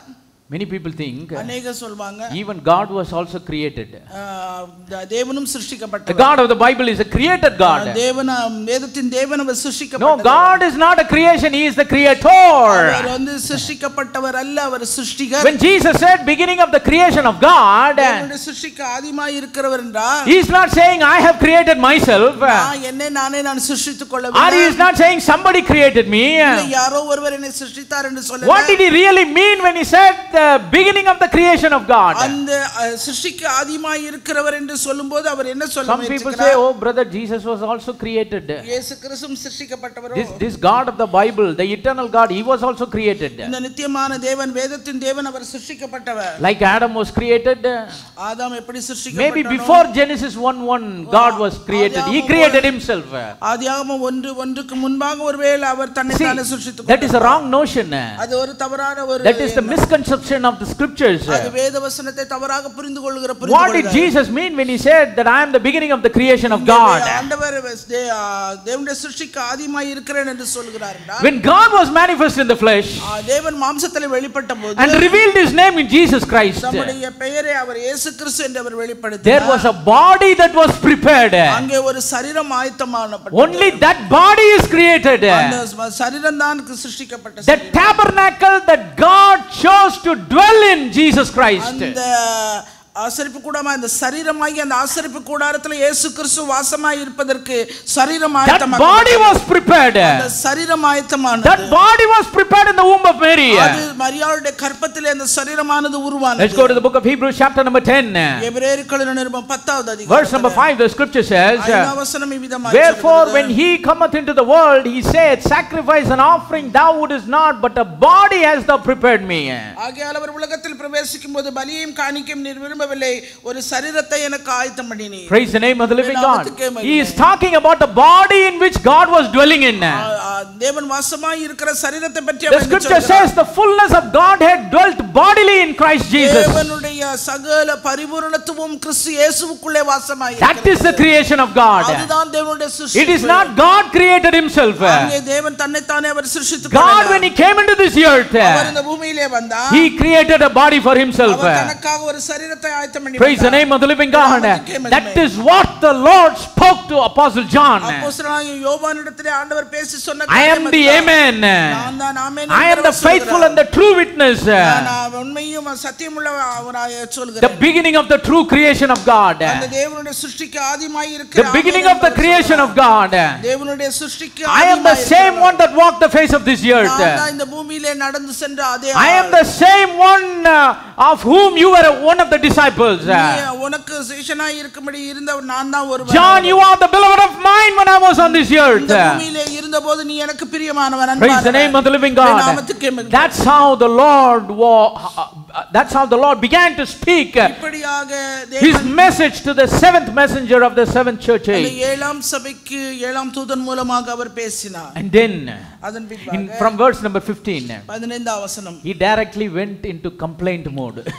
இப்ப வந்து அந்த சபையில் இருக்கிற குற்றத்தை பற்றி குறையை பற்றி சொல்றார். If you read the messages to the previous 6 churches, அந்த முதல் 6 சபையினுடைய காரியத்தை நீங்கள் வாசித்து பார்த்தீர்களானா, you will find at least one commendation, ஒரு காரியத்தையாவது நீங்க நல்ல ஒரு காரியத்தை பார்க்க முடியும். one positive thing. ஒரு நேர்மையான காரியத்தை பார்க்க முடியும். He'll talk about at least one thing to appreciate from that church in the previous 6 churches. மற்ற 6 சபைகளும் ஏதாவது ஒரு காரியத்தில் அல்லாத பாராட்ட பெற்றார்கள். When it came to the 7th church, ஆனால் ஏழாம் சபைக்கு வந்தபோது he directly went into a complaint mode. அங்க வந்து புகார் சொல்றது குற்றப்படுத்தாரு. Because that's how God found the condition of the 7th church age to be. ஏனென்றால் ஏழாம் சபையினுடைய நிலைமை அவர் காணப்பட்ட விதம் அப்படியாக இருந்தது. He was trying to restore his church back from the year 1906. அந்த ஏழாம் சபை மீண்டுமாய் அது ஆரம்ப காலத்துக்கு திரும்ப அவர் முயற்சித்தார் சீர்பொருந்த. Through what has happened in the Azusa Street in the year 1906. அந்த 1906 ஆண்டிலே அந்த அசுசா தெருவிலே நடைபெற்ற அந்த எழுப்புதல் சம்பவத்தை he revealed to the church அது சபைக்கு அவர் வெளிப்படுத்தினார். I am marking the starting point of the work of restoration in this church age. இந்த சபையின் காலத்திலே சிறுபொருந்தின் வேலையை நான் இந்த நாளிலே ஆரம்பித்தேன் என்று அடையாளம் He was revealing to them, this is the last church age. இதுதான் கடைசி கால சபை என்று I am going to restore back my church in the last church age before I appear in the clouds of glory. நான் மகிமையின் மேகத்திலே வெளிப்படுவதற்கு முன்பாக அந்த ஏழாம் சபையானது சபை ஆரம்பிக்கப்பட்ட அந்த நிலைமைக்கு சிறுபொருந்த And I am going to restore my bride in the same way like she was in the beginning. அவள் ஆரம்பத்திலே மணவாட்டி எப்படி இருந்தாலும் அப்படியாக அவள் காணப்பட வேண்டும் என்று அவளை சிறுபொருந்த நான் ஆரம்பித்தேன். I am going to change the hearts of the children of the Laodicean church back into the hearts of the fathers. லவோதிக்கா சபையினுடைய பிள்ளைகளுடைய இருதயங்கள் எல்லாவற்றையும் பிதாக்களுடைய இருதயத்துக்கு அங்கே அப்போஸ்தலருடைய அனுபவத்துக்கு I am going to do the work of restoration. நான் அந்த சிறுபொருந்தலின் வேலையை நான் செய்ய I want to do the work of restoration in all things in the lives of my people. என்னுடைய ஜனத்தினுடைய வாழ்க்கையின் எல்லா காரியத்திலும் அவருடைய வாழ்க்கையிலே சிறுபொருந்த நான் I want to do it before the dreadful day comes on this earth. இந்த பூமியில அந்த பயங்கரமான நாள் வருகிறதுக்கு முன்பாக நான் அவைகளை Just like the Lord has promised in the book of prophet Malachi. அந்த மல்கியா தீர்க்கதரிசனத்திலே அவர் உரைத்திருக்கிறது போல. But sadly the people didn't understand it. ஆனா ஜனங்க அதை புரிந்து கொள்ளல வருத்தமான ஒரு காரியம். Even they tried to organize the Pentecostal experience. இன்னும் கூட அந்த பெந்தெகோஸ்து அனுபவத்தையும் அவர்கள் ஒரு ஸ்தாபனமாக அவர்கள் மாற்றிக் கொண்டார்கள். They failed to focus on moving into perfection starting from the Pentecost. அந்த பெந்தெகோஸ்து அனுபவத்தின் ஆரம்பத்தை அவர்கள் தங்கள் அனுபவத்தை பரிபூரண நிலைக்கு கொண்டு போக அவர்கள் Pentecostal is the foundation. அந்த பெந்தெகோஸ்து அனுபவம் It's a foundational experience. அது வந்து ஆரம்ப அனுபவம். It is a genuine experience. அது உண்மையான அனுபவம் அது. That marks the right start. அதுதான் ஆரம்பிக்கப்படுகிற நிலைமை அது. That marks the right beginning. அந்த இடம் தான் ஆரம்பிக்கப்பட்ட இடம். That's how a Christian life has to begin. கிறிஸ்தவ வாழ்க்கை மறுரூப வாழ்க்கை ஆரம்பிக்கப்பட்ட இடம் அதுதான். But you cannot organize that. ஆனா நீ அத ஒரு நிறுவனமா ஸ்தாபனமா Because if you organize it, அவிதமாய் மாற்றும்போது you cannot move on into perfection. நீ ஒரு பரிபூரண நிலைக்கு கடந்து போகவே முடியாது. Praise the name of the living God. Let us move on into perfection. எனவே நாம் பரிபூரணத்துக்கு நேராய் கடந்து போவோம். That's what the writer to the Hebrews says. அதைத்தான் எபிரேயர்களின் நிருபத்திலே நாம் வாசிக்கிறோம். But the bride of Christ, கிறிஸ்துவின் மணவாட்டி, she will come out of Laodicean condition. அவள் அந்த லவோதிக்கா சபை நிலையிலிருந்து வெளியே வர வேண்டும். She will come out of all the lukewarmness. அந்த வெதுவெதுப்பான நிலைமையிலிருந்து அவள் மாற்றப்பட வேண்டும். She will come from all that stagnation. அவள் தயங்கி கிடக்கிற அந்த நிலைமையிலிருந்து அவள் வெளியே வர She will come from all that narrow mindedness of holding on just to a part of God's word. தேவனுடைய வார்த்தையின் ஒரு பகுதியை மாத்திரம் பிடித்துக்கொண்ட அந்த குறுகின மனதிலிருந்து அவள் வெளியே வர வேண்டும். She will come out of Laodicea. அவள் வந்து லவோதிக்காவிலிருந்து வெளியே வர and will begin to respect the whole counsel of God. முழு ஆலோசனையும் தனக்காக எடுத்துக்கொள்ள வேண்டும். Just like Apostle Paul said in his day and time. Pavul அப்போஸ்தலன் தன்னுடைய நாட்களிலே காலத்தில் அவன் சொன்னது போல, I am not shunned to declare unto you any part of God's counsel. நான் தேவனுடைய ஆலோசனைகளை ஒன்றை உங்களுக்கு மறைத்து வைக்காமல். That's how the genuine Holy Spirit leads his people. பரிசுத்த ஆவியானவர் தம்முடைய ஜனத்தை நடத்துகிறவர். When the Spirit of truth is come, he shall lead us into all the truth. ஆவியாகிய அவர் உங்களுக்குள்ளே வரும்போது சகல சத்தியத்துக்குள்ளும் Jesus spoke to his disciples and teach them to observe to do all things I have commanded you. சிஷ்யர்களிடத்தில் சொன்னது, நீ போய் அவர்களுக்கு அவர்கள் கைக்கொள்ளும்படியாக நீங்க அவங்களுக்கு உபதேசம் பண்ணுங்கள் என்று. But when the Pentecost got organized itself, இந்த பெந்தெகோஸ்து அனுபவத்தை அவர்கள் ஸ்தாபனமாக்கின போது split into many groups, அவர்கள் अनेक வகை கூட்டமாக பிரிந்தார்கள். going into divisions, அது பல பிரிவுகளாக கடந்தது. failing to fellowship with each other, ஒருத்தர் அந்த ஐக்கியப்பட தவறி போறாங்க. trying to build kingdoms within the kingdom of God. தேவனுடைய ராஜ்யத்தை கட்டுவதற்கு பதிலாக தங்களுடைய ராஜ்யத்தை தேவனுடைய ராஜ்யத்திலே கட்டினார்கள். The Lord felt sad about it. ஆண்டவர் அதை குறித்து வருத்தம் அடைந்தார். But yet he had hope. ஆனாலும் அவருக்கு ஒரு நம்பிக்கை. Come out of that organizational path. அந்த ஸ்தாபனத்திலிருந்து வெளியே வா. Come out of that captivity of denominationalism. அந்த பாரம்பரிய சபைகளிலே பிடிபட்டிருக்கிற அந்த அடிமைத்தனத்திலிருந்து வெளியே வா. Come out of that traditional groupism. அந்த பாரம்பரிய கூட்டத்திலிருந்து நீ வெளியே வா. Don't be trapped. நீ அந்த கண்ணில மாட்டிக்காத. Begin to honor the whole counsel of God. தேவனுடைய முழு ஆலோசனைக்கும் செவி கொடு. Praise the name of the living God. That's why he directly went into a complaint mode. அதனால தான் நேரடியா குற்றப்பத்திரிக்கை வாசிக்கிறார். Because in the history of the church, ஏனென்றால் சபை வரலாற்றில் whenever they formed an organization based on the revival that God gave at that point, at that age, அந்த காலத்திலே அந்த நேரத்திலே தேவன் கொடுத்த அந்த எழுப்புதலை எப்பொழுதெல்லாம் இவர்கள் சபையாக ஸ்தாபனங்களாக நிறுவனங்களாக பாரம்பரியமாய் மாற்றினார்களோ, the church failed to move on into perfection. சபையானது ஒரு பரிபூரண நிலைக்கு கடந்து போக தவறி போனது. Whatever light that God gave in that day and time, they thought that was the only thing for that time they failed to move on. காலத்திலே தேவன் கொடுத்த அந்த ஆரம்ப அனுபவத்தை அடையாளம் கண்டு அதை முன்னேறி போகாமல் அதிலேயே அவர்கள் தங்கி விட்டார்கள். Sadly, the Pentecostals also did the same thing for the most part. I am not telling everyone. காரியம் என்னவென்றால் பெந்தேகோஸ்து அனுபவத்தை பெற்றவர்களும் கூட அவர்களும் அதே நிலைமையை கடைபிடித்து கடந்து போனார்கள். That's why they are failing to move on into perfection. அவர்கள் அந்த பரிபூரண நிலைக்கு கடந்து போக தவறினார்கள். They are failing to recognize the day and time in which they are living. அவர்கள் வாழ்ந்து கொண்டிருக்கிற காலம் எப்படிப்பட்டது, நேரம் எப்படிப்பட்டது அதை கூட உணர தவறி போனார்கள்.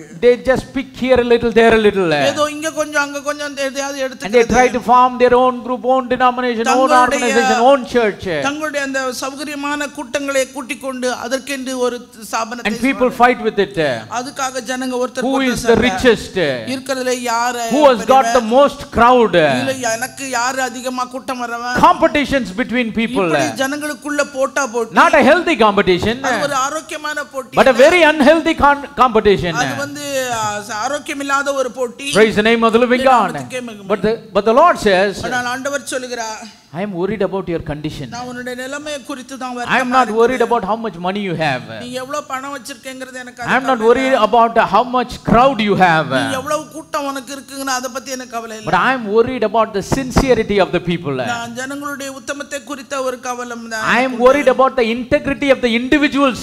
ஒவ்வொருவரும் தனிப்பட்ட விதத்திலே எவ்வளவு உண்மையாய் உத்தமமாய் இருக்கிறார்கள் அதை குறித்து. You are neither cold nor hot. நீ ஒண்ணு குளிராயிரு இல்ல அனலாயிரு. Because thou art lukewarm, நீ வதுவதுப்பாய் இருக்கறனால I will spew you out of my mouth. நான் என் வாயிலிருந்து உன்னை வாந்தி பண்ணி போடுவேன். See, lukewarm is a condition whether there is no hot or no cold. இந்த வெதுவெதுப்பு என்பது ரொம்ப சூடாவும் இருக்காது, அது ரொம்ப கோல்டாவும் இருக்காது. See, what can you say about lukewarmness? அந்த வெதுவெதுப்பை பற்றி நீங்க என்ன சொல்ல நினைக்கிறீங்க? People can say two things. ரெண்டு காரியம் சொல்லலாம். Some people can hold a lukewarm glass of water and say it is a hot water. சிலர் வந்து அந்த வெதுவெதுப்பான தண்ணியை பிடிச்சிக்கிட்டு இது வந்து சுடு தண்ணின்னுவா. வெதுவெதுப்பான தண்ணியை ஒருத்தன் வச்சுக்கிட்டு அதை என்னன்னு சொல்லலாம். அதே தண்ணியை இன்னொருத்தன் எடுத்துக்கிட்டு இது வந்து கோல்ட் வாட்டர்னு சொல்லலாம். You cannot be sure. ஆனா அதை குறித்த உறுதி இல்ல. That's the condition of the Laodicean church. அதுதான் லவோதிக்கா சபையுடைய நிலைமை. They are not sure. அவர்கள் அதை குறித்த உறுதி இல்ல. They say maybe like this, maybe like that. ஒருவேளை இருக்கலாம், ஒருவேளை இருக்கலாம். Even after the Holy Spirit has revealed everything that is required for this day and age through His Word. காலத்துக்கு வேண்டிய காரியங்களை பரிசுத்த ஆவியானவர் தம்முடைய வார்த்தையின் மூலமாக அவர்களுக்கு வெளிப்படுத்தி இருந்த போதும், instead of moving on from one step into another, ஒரு நிலையிலிருந்து இன்னொரு நிலைக்கு, ஒரு படியிலிருந்து இன்னொரு படிக்கு அவர்கள் கடந்து to reach the full measure of the stature of Christ. கிறிஸ்துவினுடைய நிறைவான வளர்ச்சியின் பூரணத்துவத்தை அடைவதற்கு sadly a lot of people have stagnated themselves. அவர்கள் அந்த ஆரம்ப அனுபவத்திலே அங்கே உட்கார்ந்து but we should not be a part of that stagnation. அந்த தேங்கி கிடக்கிற கூட்டத்தில் நாம் இருக்க கூடாது. because God is calling out His bride out of Laodicea. தேவன் தம்முடைய மனவாட்டியை அந்த லவோதிக்கா சபையிலிருந்து வெளியே வரும்படியாய் அழைக்கிறார். neither cold nor hot. ஒண்ணு அந்த குளிராயிரு இல்ல அனலாயிரு. there is lukewarmness. அங்கே வந்து ஒரு வெதுவெதுப்பு இருந்தது. lukewarmness is the actual condition. அந்த உண்மையான நிலைமையே வெதுவெதுப்பு தான். but they are saying I am hot. ஆனா அவங்க சொல்லிக்கிறதுன்னா நான் வந்து அனலாய் இருக்கிறேன். they are pretending to be something that they are not. அவங்க இல்லாத ஒன்றை இருக்கிறதாக அறிவித்துக் கொண்டிருக்கிறார்கள். and somebody else says I am cold. இன்னொருத்தர் சொல்றா நான் குளிராய் இருக்கிறேன். but what is the reality? நிஜத்தில் என்ன? lukewarmness. வெதுவெதுப்பு. they are pretending something that is not there. அவர்கள் இல்லாத ஒரு நிலைமையை தாங்கள் இருப்பதாக அறிவித்துக் கொண்டிருக்கிறார்கள். so many things are being built up. இப்படி अनेक காரியங்கள் அவர்களாலே கட்டப்பட்டு கொண்டிருக்கிறது. built up holiness. ஒரு பரிசுத்தத்தை தாங்களாக கட்டிக்கொள்கிறார்கள். built up faith. விசுவாசத்தை தாங்களாக கட்டிக்கொள்கிறார்கள். they are trying to act holy. அவங்க பரிசுத்தமுள்ளவர்கள் போல the Bible never say act holy. ஆனா வேதம் அப்படியாக நடந்து the Bible says be holy. நீ பரிசுத்தமுள்ளவனாய் இரு. if the holiness is on the inside, அந்த உள்ளே இருக்கிற அந்த பரிசுத்தமானது it will start to flow on the outside. அது உள்ளிருந்து வெளியே புறப்பட்டு உன் மூலமாக there is வரப்பட no வேண்டும். need for anyone to act. யாருமே பரிசுத்தவான் போல நடிக்க அவசியம் இல்லை. praise the name of the living God. lot of things are being perverted. அநேக காரியங்கள் மாறுபடுத்தப்பட்டு when there is loud music, அதிக சத்தமான இசை, people begin to shout and dance and jump. அந்த நேரம் ஜனம் ஆடுது, குதிக்குது, கத்துது. but suddenly the power goes. Current போயிருச்சுனா suddenly the music comes down. இசை கருவிகள் எல்லாம் நின்று போகுது. everybody doing that. எல்லாமே அமைதலாயிருது. from the preacher.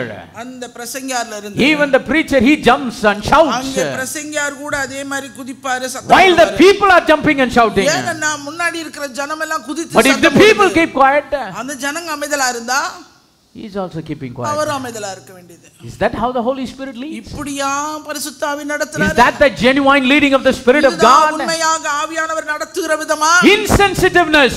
ஒரு உணர்வில்லாத ஒரு தன்மை. If something is hot, there will be sensitiveness. அங்க ஒரு சூடு இருந்தது, அனல் இருந்ததுனா அங்க ஒரு உணர்வு இருக்கும். If something is cold, there will be sensitiveness. இல்ல அது குளிரா இருந்ததுனா அங்க ஒரு உணர்வு இருக்கும். But when something is lukewarm, ஆனா வெதுவெதுப்பா இருக்கிற இடத்துல it is insensitive. அங்க உணர்வில்லாத ஒரு தன்மை தான் இருக்கும். Praise the name of the living God. God Almighty says, சர்வவல்லமையுள்ள தேவன் சொல்லுகிறார், the lukewarmness of my bride, my church, என்னுடைய சபையில் இருக்கிற அந்த வெதுவெதுப்பான தன்மை is making me sick. என்ன வந்து வியாதி உள்ளவனாய் மாற்றுகிறது. When somebody vomits, it's a sign that he is sick. யாராவது ஒருத்தர் வாந்தி எடுத்தாங்கன்னா அவங்க நார்மலா இல்ல, sick ஆயிட்டாங்கன்னா. Many people say, I am in Christ. சில சொல்றாங்க நான் கிறிஸ்துவுக்குள்ள இருக்கேன். If they are in Christ அவங்க கிறிஸ்துவுக்குள்ள இருந்தா and live a life of lukewarmness, அவங்க ஒரு வெதுவெதுப்பான வாழ்க்கை வாழ்வார்களா? it makes God to be sick. ஆண்டவரே அவங்க வியாதி உள்ளவர்களாய் மாற்றுகிறார். That is why he says, அதனால தான் அவர் சொல்றாரு, I am not going to keep you inside. நான் உன்னை வச்சிட்டே இருக்க போறேன். Instead of being in Christ, நான் கிறிஸ்துவுக்குள்ள இருக்கிறதுக்கு பதிலா and be lukewarm, நீ வெதுவெதுப்பா இருந்தனா, you please get out of me. நீ என்னை விட்டு வெளியே போய்டு. In 1 Corinthians chapter number 3 and verse number 7, the scripture says, 1 கொரிந்தியர் 3வது அதிகாரம் 7ஆம் வசனம் சொல்லுது, if any man defile the temple of God, தேவனுடைய ஆலயத்தை கெடுத்தா, him will God destroy. தேவன் அவனை கெடுப்பார். For the temple of God is holy, which temple he are. தேவனுடைய ஆலயம் பரிசுத்தமாய் இருக்கிறதே. God doesn't stand lukewarmness. தேவன் அந்த வெதுவெதுப்பிலே நிற்கிறவர் அல்ல. God doesn't stand contamination. தேவன் அந்த அருவருப்பிலே நிற்கிறவர் அல்ல. God doesn't stand unfaithfulness. அந்த அவிசுவாசத்திலே நிற்கிறவர் அல்ல தேவன். God doesn't stand insincereness. தேவன் அங்கே உத்தமமில்லாத நிலைமையிலே இருக்கிறவர் அல்ல. God wants his bride to be sincere. தேவன் தம்முடைய மனவாட்டி உத்தமமாய் இருக்க He விரும்புகிறார். wants his bride to be of highest integrity. தன்னுடைய உத்தமத்திலே உயர்ந்த நிலையில் அவள் இருக்க வேண்டும் என்று தேவனுடைய He doesn't stand any adulteration. அவள் எந்த ஒரு கலப்படத்திலும் அந்த காணப்படக்கூடாது. That's why he says, if you have any lukewarmness, ஏதாவது ஒரு வெதுவெதுப்பு, if you have any insensitiveness, உணர்வில்லாத தன்மை if you have any adulteration in your faith, விசுவாசத்திலே ஒரு கலப்படம், adulteration in your life, உன்னுடைய வாழ்க்கைக்குள்ளே இருக்குமானா, it's making me sick. என்ன வியாதி உள்ளவனாய் மாற்றுகிறது. I'm going to spew you out of my mouth. நான் உன்னை என் வாயிலிருந்து வாந்தி பண்ணி போடுவேன். That's how God deals with the organized religion. தேவன் தம்முடைய ஜனம் ஸ்தாபனத்துக்குட்பட்டிருக்கிறவர்களோடு செயல்படுகிறார். That's why the Lord straight away rebukes his church.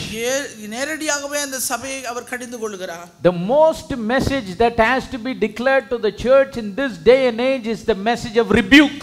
இந்த காலத்திலே சபைக்கு அதிகமாய் சொல்லப்பட வேண்டிய ஒரு செய்தி, சொல்லுகிற செய்தி என்னன்னா கடிந்து கொள்ளுதலின் செய்தி தான். Why? Yeah. You cannot deal in any other way with insensitiveness. இந்த உணர்வில்லாத தன்மை வேற எந்த வழியிலும் நம்ம திருத்த முடியாது. Only rebuke can deal with people of insensitiveness. கடிந்து கொள்ளுதல் மூலமாக தான் அவர்களை உணர்வுள்ளவர்களுக்கு கொண்டு வர முடியும். Lot of times people say, அநேக நேரங்களிலே ஜனங்கள் சொல்கிறார்கள், comforting message, ஒரு ஆறுதலான செய்தி, encouraging message. ஊக்குவிக்கிற செய்தி. Well, is that what the Lord spoke to the seventh church age? ஆண்டவர் 7வது சபைக்கு அதையா பேசிட்டு? Yes, the Holy Spirit speaks comforting word. ஆண்டவருடைய ஆவியானவர் வார்த்தை, ஆறுதலின் வார்த்தை No பேசக்கூடியவர். doubt about it. அதுல எந்த சந்தேகம் He கிடையாது. himself is the comforter, the Bible says. வேதம் சொல்கிறது அவரே ஆறுதல் செய்கிறவர் என்று. Yes, the Spirit of God encourages his people. தேவனுடைய ஆவியானவர் நம்மை உற்சாகப்படுத்துகிறார். But who needs comfort and encouragement? யாருக்கு தேவை ஆறுதலும் ஊக்குவித்தலும்? Only the ones who are depressed needs comfort and encouragement. அழுத்தத்துல, மன அழுத்தத்துக்குள்ளே கடக்கிறவங்களுக்கு தான் அந்த ஆறுதலும் அந்த ஊக்குவிக்கும். Only the people who are down, யாரு அங்கே தாழ்வில் இருக்கிறார்களோ அவர்களுக்கு, the people who are depressed and frustrated, அவர்கள் மன அழுத்தத்துக்குள்ளே தாழ்விலே தங்களை only they need comfort and they need encouragement. தான் ஆறுதல் தேவை, அவர்களுக்கு தான் ஊக்குவிப்பு அவசியம். But the people of insensitiveness, உணர்வில்லாமல் இருக்கிற the ஜனங்களுக்கு, people of lukewarmness, வெதுவெதுப்பாய் இருக்கிற ஜனங்களுக்கு, who are insincere in their life, தங்களுடைய வாழ்க்கையிலே உத்தமம் இல்லாமல் insincere in their walk with the Lord, ஆண்டவரோடு நடக்கிற நடையிலே உண்மையில்லாதவர்களுக்கு, how does the Spirit of God deal with them? தேவனுடைய ஆவியானவர் அவர்களோடு எப்படி செயல்படுவார்? Deals with them by rebuke and chastisement. அவர்களை கடிந்து கொண்டு கொண்டு சிட்சிக்கிறதன் மூலமாக That's why he says later in the scripture, as many as I love I rebuke and chasten. நான் அந்த 3வது அதிகாரத்தில் நான் எவர்களை நேசிக்கிறேனோ அவர்களை நான் கடிந்து கொண்டு சிட்சிக்கிறேன். His rebuke and chasten is not because of bitterness. அந்த கடிந்து கொள்ளுதலும் சிட்சிப்பு அவருடைய கசப்பின் நிமித்தமாக அல்ல. His rebuke and chastisement is not because he is hating the people of this church. ஜனங்களை வெறுக்கிறது நிமித்தமாய் கடிந்து கொள்ளல அவர் சிட்சிக்கிறார். It is because he loves his people. அவர் தம்முடைய ஜனத்தை நேசிக்கிறதுனால. When God rebukes us, it's the love of God. தேவன் தம்முடைய ஜனத்தை நேசிக்கிறதுனால அவர் சிட்சிக்கிறார். When God chastises us, it is his love. அவருடைய சிட்சிப்பு தம்முடைய ஜனத்தை நேசிக்கிறது. When God corrects us, it is his agape love. தம்முடைய ஜனத்தை திருத்துகிறது அவர் நேசத்தினால. The true bride of Christ, உண்மையான கிறிஸ்துவின் மணவாட்டி, who is hearing the call, come out of Laodicea. அந்த லவோதிக்கேயிலிருந்து வெளியே வா என்கிற அழைப்பின் சத்தத்தை She will understand the love of God. அவளுக்கு நன்றாக தெரியும் தன்னுடைய நேசருடைய. She will understand the agape love of God. தெய்வீக அன்பை குறித்து அவள் நன்கு உணர்ந்தவளாய் இருப்பாள். Praise the name of the living God. நாமத்துக்கே மகிமை. Then from verse number 17 the scripture says, 17ஆம் வசனத்திலிருந்து பார்க்கிறோம். the Lord talks about the problem. அங்க பிரச்சனையை பத்தி சொல்றார். What is the problem? என்ன பிரச்சனை இருக்கு? This church is saying, இந்த சபை சொல்லுது, I am rich, நான் ஐஸ்வரியவான், I am increased with goods, நான் திரவிய சம்பன்னன், and I have need of nothing. எனக்கு ஒரு குறைவுமே இல்ல. ஒரு குறை எல்லாம் தமிழ்ல பைபிள் இருக்கு, தமிழ் பைபிள்ல இருக்கு, இங்கிலீஷ் பைபிள்ல எனக்கு ஒரு தேவையும் இல்ல. அப்படின்னா என்ன? ஒரு தேவையும் இல்லைன்னா என்ன? எல்லாமே இருக்கு. எல்லாமே இருக்கு, ஆண்டவர் கூட எனக்கு என்ன இல்ல. That's what they are saying. அப்படியாக அவர்கள் I am rich and increased with goods and I have need of nothing. நான் ஐஸ்வரியவான் திரவிய சம்பன்னன், எனக்கு ஒரு குறைவும் இல்லை. What a pathetic condition. என்ன ஒரு பரிதாபமான நிலைமை. Of course monetarily, ஆனா அந்த அவங்க கணக்கிட்டபடி பார்த்தா in the natural wealth, இயற்கை ஆசையின்படி, in the natural wealth, இயற்கையின்படி the seventh church age ஏழாம் சபை has got a lot of wealth than the previous 6 church ages. அந்த முந்தின 6 சபைகளை காட்டிலும் அவர்கள் நல்ல நிலைமை. It's a lot of money, அவர்களுக்கு அதிக பணம், there's a lot of convenience, அதிக சௌகரியம், there's a lot of comfort. அதிகமான அவர்களுக்கு வசதி. No preacher goes in shipwreck today like Paul did. Pavul அப்போஸ்தலன் கடந்து போனது போல எந்த பிரசங்கியாரும் கப்பல் சேதத்துல போல. They have flights, எல்லாரும் அவங்க ஃளைட்ல fly பறக்குறாங்க. from point A to point B. ஒரு இடத்துல இருந்து இன்னொரு இடத்துக்கு ஃளைட்ல Many பறக்குறாங்க. preachers have their own. சிலருக்கு சொந்தமாவே வச்சிருக்காங்க. Yes, we have developed in many of the things. இப்படி अनेक காரியங்களிலே நாம் நன்றாக உயர்ந்திருக்கிறோம். At the same time, we have to acknowledge some of the poor condition சில தரித்திரமான நிலைமையை நம்ம ஒத்துக்கிதான் ஆகணும். in many of the third world countries. அந்த மூன்றாம் நிலை அந்த உலகத்தில் இருக்கிற தேசங்கள், How people even don't have a roof over their head to worship the Lord. ஆண்டவரை ஆராதிக்கிறதுக்கு அவங்களுக்கு கூடுகிற இடத்துக்கு மேல கூரை கூட But if we compare the wealth of the seventh church age to the other 6 churches previously, 6 சபைகளின் நிலைமையை இந்த ஏழாம் சபை நிலையோடு ஒப்பிட்டு பார்த்தோமானால், really the seventh church age is rich. உண்மையாகவே இந்த ஏழாம் சபை மிகவும் ஐஸ்வரியம் உள்ள ஒரு They are naturally rich. இயற்கையிலே அவர்கள் ஐஸ்வரியம் உள்ளவர்கள். They are increased with goods. திரவிய சம்பன்னர்கள். And that is why they are saying, I don't have need of anything. அவங்க சொன்னாங்க, நாங்க ஐஸ்வரியவான், நாங்க திரவிய சம்பன்னர். So what they are thinking, என்ன நினைச்சிட்டு இருக்காங்க? with the riches and goods they can run the church. அவங்க வந்து கொண்டிருக்கிற அந்த ஐஸ்வரியத்தின் நன்மையை வச்சு சபையை நடத்திடலாம். If we have money we can run the church. சபைக்கு பணம் இருந்தா போதும் சபையை நடத்திடலாம். Soul saving has become a business. எனவே அது ஒரு வியாபார தொழிலாக மாறி போனது. Pastoring a church has become a business. தேவனுடைய மந்தையை மேய்ப்பதே ஒரு வியாபாரமாக. Everything has to be paid. எல்லாமே பணம் கொடுத்தா, pastors to be paid, போதகர்களுக்கு பணம் கொடுக்க, evangelists to be paid, சுவிசேஷகர்களுக்கு பணம் கொடுக்க, musicians to be paid, இசைக்கருவிகள் வாசிக்கிறவர்களுக்கு பணம், singers to be paid. பாட்டு பாடுகிறவர்கள் பணம் வாங்குறாங்க. They think by running the church of God as a business they can save the people. சபை என்பது ஒரு வியாபாரம் போலவும் அவர்கள் பணத்தினாலே எல்லாவற்றையும் But சாதிக்கலாம். what saves the people? ஆனா ஜனங்களுக்குள்ள இருக்கிற It is the power of God that saves the people. தேவனுடைய வல்லமை தான், It is the spirit of God that saves the people. ஆவி தான் தேவனுடைய சபையை நடத்த முடியும். The outward riches should not blind us. வெளிப்படையாய் காணப்படுகிற இந்த ஐஸ்வரியம் எல்லாம் நம்மை குருட்டுத்தனமாய் மாற்றும். For the most part, நம்ம அதிகபட்சமாக the general church of Jesus Christ ஆண்டவராய் இயேசு கிறிஸ்துவினுடைய சபையார் have substituted the leading of the Holy Ghost by monetary motivation. அந்த தேவனுடைய ஆவியானவர் நடத்துகிற காரியங்கள் எல்லாவற்றையும் அவர்கள் எல்லாம் மானிட்டர் பண்ண ஆரம்பிச்சிட்டாங்க. இப்ப இதுல பரிசுத்தாவியின் வழி நடத்துதல எதுக்கு அது இருக்க வேண்டிய இடத்துல மாத்தா எதை வச்சுட்டாங்க? பணத்தை. Monetary motivation. எங்க நிறைய பணம் கிடைக்குது, எங்க நிறைய கொடுக்குறாங்க, எங்க நிறைய காணிக்கை கொடுக்குறாங்க. See, when monetary becomes a motivation in church, சபைக்குள்ள இப்படி பண பரிமாற்றம் இருக்குமானா, then there will be a strategy to attract crowds. கூட்டத்தை வந்து கவர்ந்திழுக்க அவங்க வந்து துட்டு நிறைய வேணும்னா அடுத்து அவங்க பண்றது என்னது? நிறைய ஆள் சேர்க்க என்ன ஸ்ட்ராட்டஜி யூஸ் பண்ணலாம்? What strategy we can do? என்ன தந்திரமான காரியங்களை உபயோகப்படுத்தலாம்? See, the gospel is free. சுவிசேஷம் இலவசம். Understand, the means to take the gospel, it takes money.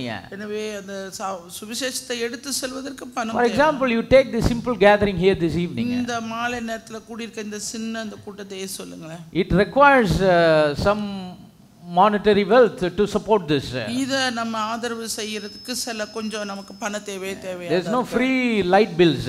நமக்கு வந்து மின்சாரம் எல்லாம் இலவசம். You need equipments, you need money to run the equipments. எனவே இந்த சாதனங்களை நாம உபயோகப்படுத்துவதற்கும் மின்சாரத்தை உபயோகப்படுத்த எல்லாத்துக்கும் நமக்கு பணம் அவசியம். You need monetary wealth to maintain this place. இந்த இடத்தை பராமரிக்க நமக்கு பணம் அவசியம். Gospel is free. சுவிசேஷம் But the means to take the gospel, it takes money. ஆனா இந்த சுவிசேஷத்தை எடுத்து செல்வதற்குரிய சகல காரியங்களும் பணம். But we need to understand something. ஆனா ஒரு காரியத்தை புரிந்து கொள்ளணும். Both the clergy and the believers, both the leadership and the believers must understand one thing. ரெண்டு பேருமே தலைமைத்துவம் சரி விசுவாசிகளும் சரி ஒரு காரியத்தை புரிந்து கொள்ளணும். If God has intended for us to do something in his will, in his plan, அவருடைய சித்தத்தின்படி அவருடைய திட்டத்தின்படி நாம் எதையாவது செய்ய வேண்டும் என்று அவர் தீர்மானித்திருந்தார். he will provide. அவர் நமக்கு எல்லா தேவையும் சந்திப்பார். Praise the name of the living God. Amen. He will provide. அவர் எல்லாவற்றையும் சந்திப்பார். So is asking people for money is wrong? எனவே ஜனத்திட்ட போய் பணம் கேட்கிறது தவறா? It's wrong to demand money. ஜனங்களை போய் பணம் கொடுன்னு கேட்கிறது தவறு. We can teach the word of God, the truth about tithing, வசனத்தை சொல்லிடணும். the truth about offering, வசனத்துல சொல்லப்பட்டிருக்க the truth about helping the poor. ஏழைகளுக்கு உதவி செய்யணும். All these things have to be taught. It's in the scripture. இதெல்லாம் வேத வசனத்தின்படியா அவர்களுக்கு போதிக்கப்படணும். But when it comes to meeting the needs to run the kingdom of God, தேவனுடைய ராஜ்யம் நடத்தப்படுவதற்கு அவருடைய தேவைகள் சந்திக்கப்படுவதற்கு we can provide opportunity to people to give voluntarily. அவர்களாக தாமாக கொண்டு வந்து கொடுப்பதற்கு அவர்களுக்கு வாய்ப்பை நாம் கொடுக்கணும். But it's not good to demand it. ஆனா அதுக்கு போய் கட்டாயம் பண்ண கூடாது. What did Moses do when he built the tabernacle? மோசே ஆசரிப்பு கூடாரம் கட்டும்போது செய்தது என்ன? What did David do when he gathered all the wealth for his son Solomon to come and build the temple? Solomon வந்து தேவாலயத்தை கட்டுவதற்கு தாவீது செய்த காரியம் என்ன? They gave the people the opportunity. அவங்க ஜனங்களுக்கு ஒரு வாய்ப்பை கொடுத்தாங்க. Those with a willing heart, யாரெல்லாம் மனப்பூர்வமா they came and gave bountifully. அவங்க நிறைவாய் கொண்டு வந்து கொடுத்தாங்க. What did the early apostles do? அந்த அப்போஸ்தலர்கள் செய்தது என்ன? They did not push and pull from the people. அவங்க ஜனங்களிடத்திலிருந்து கேட்டு இழுத்து வாங்கிக்கல. They taught the principle of God. தேவனுடைய வார்த்தையை மாத்திரம் பிரசங்கித்தார்கள். And people sold their possessions. ஜனங்கள் தங்களுடைய ஆஸ்திகளை எல்லாம் விற்றார்கள். And brought it and kept it in the feet of the apostles. கொண்டு வந்து அப்போஸ்தலருடைய பாதத்தில் வைத்து கடந்து போனார்கள். See, because the leadership is asking and demanding from people, தலைமைத்துவம் அவங்க நடத்துகிறவங்க கேட்டு பணம் கேட்டு அவங்க டிமாண்ட் பண்றதுனால, the people have come to a notion called if we give money then we are good Christians. நாம பணம் கொடுத்தா நம்ம நல்ல கிறிஸ்தவங்கங்கற ஒரு எண்ணம் வந்து ஜனங்களுக்குள்ள வந்துருது. Some leadership are thinking getting money is their greatest priority. சிலருடைய தலைமைத்துவத்துல என்னன்னா பணத்தை பெறுறது தான் அவங்களுக்கு முதல் காரியமா. Some believers they think if we give money that is the greatest priority of the Christian life. என்னன்னா நாம பணம் கொடுத்து உதவனா ஊழியத்துல கொடுத்து உதவனா ஊழியக்காரருக்கு உதவனா நம்ம நல்ல money is needed. பணம் தேவைதான். The scripture says money answereth all things. பணமோ எல்லாவற்றுக்கும் உதவும் என்று வேதம். But the love of money, ஆனா பண ஆசை, the focus on money, அந்த பணத்து மேல கவனம், that is the root cause of all evil. எல்லா தீமைக்கும் வேராய் இருக்கிறது. Praise the name of the living God. நாமத்துக்கே மகிமை. In this last church age, இந்த கடைசி when God is calling out his bride, தேவன் தம்முடைய மனவாட்டியை when he is saying come out of Laodicea, லவோதிகாவிலிருந்து வெளியே their வா என்று focus will not be on the wealth. அவர் வந்து எல்லாரும் அந்த ஆஸ்திகளில் தங்களுடைய கவனத்தை Their love will not be on money. அவர்களுடைய அன்பெல்லாம் அந்த பணத்து மேலே இருந்தது. The focus is on the saving of the souls. மாத்திரமல்ல அவங்க கவனம் ஃபுல்லா முழுவதுமாய் The focus is to see that people are born again. அந்த ஜனங்களுடைய வந்து பேசுகிற காரியத்துல இருந்தது. Every bride is a bride because she is born again. அவள் மறுபடியும் பிறந்ததனால தான் ஒவ்வொருவரும் Jesus said except a man be born again he cannot enter into the kingdom of God. சொன்னார் ஒருவன் மறுபடியும் பிறவாவிட்டால் அவன் தேவனுடைய ராஜ்யத்தில் பிரவேசிக்க How can a person be born again? எப்படி ஒரு மனுஷன் மறுபடியும் பிறக்க By முடியும்? the incorruptible seed of God's word. தேவனுடைய வார்த்தையாகிய அழிவில்லாத வித்தினாலே மாத்திரமே. We are not born in Christ just out of the blue. நாம் ஏதோ ஒரு கிறிஸ்துவுக்குள்ளே மறுபடியும் பிறந்தோம் என்ற ஒரு காரியம். It's because of the spiritual seed of the word of God. ஆவிக்குரிய வித்தாகிய தேவனுடைய வார்த்தையினாலே நாம் மறுபடியும் And if we are born by this seed, இந்த வித்தினாலே நாம் மறுபடியும் பிறந்தோம். then this should be the root of our life. இதுதான் நம்முடைய வாழ்க்கையின் வேராய். When we are born out of this seed, இந்த வார்த்தையினாலே நாம் பிறந்தோம். every part of our life, நம்முடைய வாழ்க்கையின் ஒவ்வொரு பகுதியும், every part of the growth of our life, நம்முடைய வாழ்க்கையின் ஒவ்வொரு காரியமும், every growth of every part of our lives, நம்முடைய வாழ்க்கையின் வளர்ச்சியின் ஒவ்வொரு காரியமும், it must grow according to this seed, இந்த வித்தின்படியாக தான் வளரும், according to the sincere milk of God's word.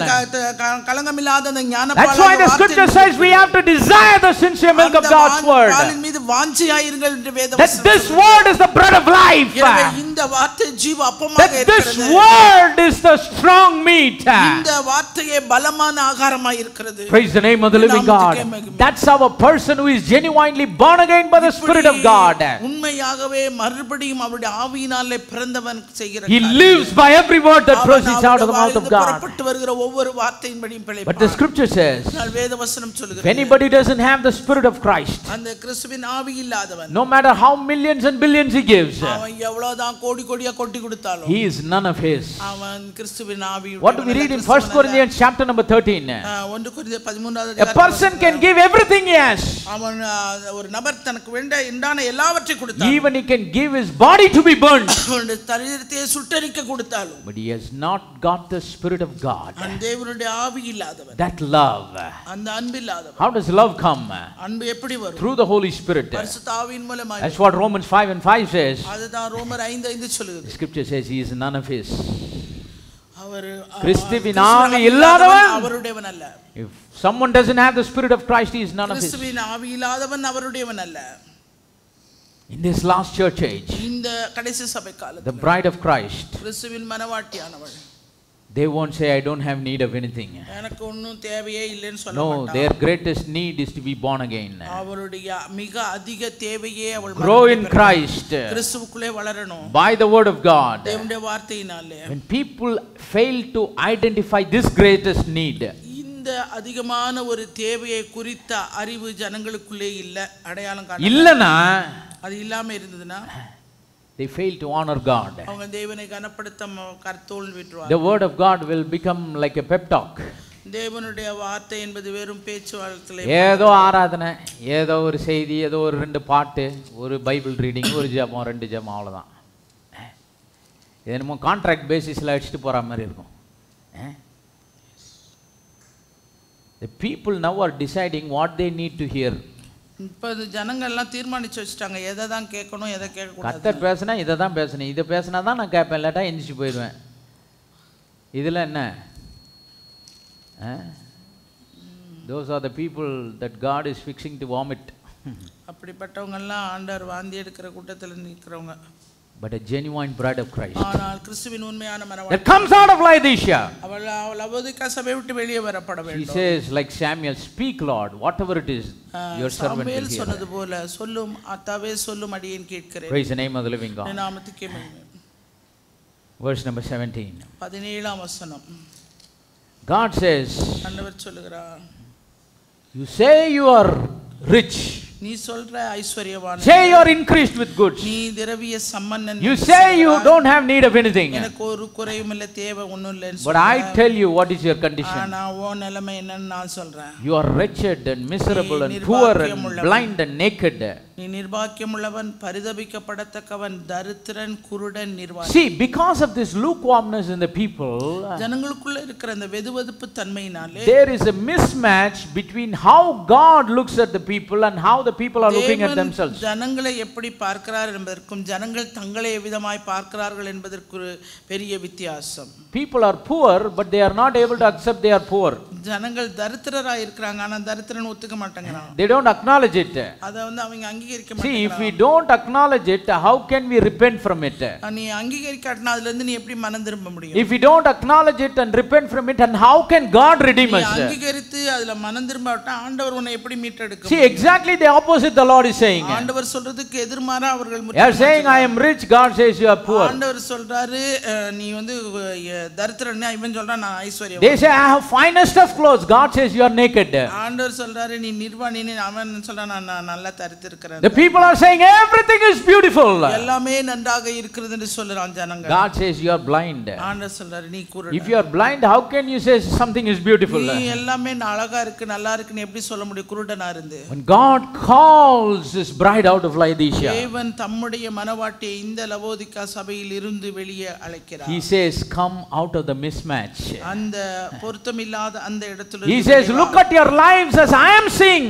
நான் உன் வாழ்க்கையை பார்க்கிற மாதிரி நீ உன்னை நோக்கி பாரு. Like James chapter number 5 and verse number 12 says, யாக்கோபு 5:12 சொல்லுகிற விதம், let your yes be yes and no be no. சொல்லுகிறது ஆமென் let your A be A and no be no. உள்ளதை உள்ளதென்றும் இல்லதை இல்லதென்று சொல்லு. Praise the name of the living God. If something is wrong in your life, accept something is wrong. எனவே உன்னுடைய பார்வையிலே தவறு என்று காணப்பட்ட தவறுன்னு if my word says yes right acceptable, then you also say yes right acceptable in your life. வந்து சரியானது ஏற்றுக்கொள்ளப்படத்தக்கனா நீயும் அதே if your life says no it's not right, leave it, then you also say yes it's not right, I am leaving it. என்னோட வார்த்தை அது தவறு இது சரியில்லை அப்படி அது விட்டுடுனா அதே நீ செய்யணும். Praise the name of the living God. He says you are wretched and miserable. நீ பரிதபிக்கப்படத்தக்கவன். 1 Corinthians 15:19 says, 1 கொரிந்தியர் 15:19 சொல்லுது, if in this life only we have hope in Christ, we are of all men most miserable. இம்மைக்காக மாத்திரம் கிறிஸ்துவின் மேல் நான் நம்பிக்கை உள்ளவர்களாய் இருப்போமானால் எல்லா மனுஷரை பார்க்கலும் பரிதபிக்கப்படத்தக்க. இந்த பரிதபிப்பு இந்த கிரீக்ல வாஸ்தா இந்த பரிதபிப்பு வெளிப்படுத்தல இருக்க பரிதபிப்பு ஒரே வார்த்தை. Praise the name of the living God. Because there is a group in this Laodicean church. ஏனென்றால் ஒரு கூட்டம் இருக்குது இந்த லவோதிகா the attitude of that people is, அந்த ஜனத்துடைய நடத்தை என்னவென்றால் 3 வேளை சாப்பிடணும்பா, நல்ல வயிறே பிரதானம், அதோட நின்றுது. God says you people are most miserable. நீங்க அதிக பரிதபிக்கப்படத்தக்க. God says you are poor, நீ தரித்திரன், you are blind. நீ குருடன். Blind means what? என்ன அர்த்தம் என்ன? Why did these people have blindness? ஏன் இந்த ஜனங்களுக்குள்ள குருட்டுத்தனம்? You know, when riches come, ஐஸ்வர்யம் உண்டாகும்போது the first sickness people might probably get is blindness. முதல்ல ஜனங்க வியாதிப்படுகிறதே குருட்டுத்தனத்தினால தான். ஐஸ்வர்யம் வந்த உடனே அநேகருக்கு என்ன ஆயிருது? வர முதல் வியாதி என்ன? குருட்டுத்தனம்னா உண்மையாவே பார்வை போயிடுறது இல்ல, தங்க நிலையை என்ன பண்ணிடுறது? மறந்துடுறது. The riches have the ability to blind the people. ஜனங்களுடைய கண்களை மறைக்கக்கூடிய அளவுக்கு அந்த ஐஸ்வர்யம். But it doesn't happen to the bride of Christ. ஆனா கிறிஸ்துவின் மனவாட்டிக்கு அது நடைபெறாது. Whether they are a prince or a pauper, அவ ஒரு ஐஸ்வர்யமுள்ளயோ இல்ல ஒட்டாடி, they know who they are in Christ. கிறிஸ்துவுக்குள் தங்கள் யார் என்றவர்கள் அறிந்தவர்களாய் Then finally he says you people are naked. இறுதியா சொல்றாரு நீ இந்த நிர்வாணி என்றார்.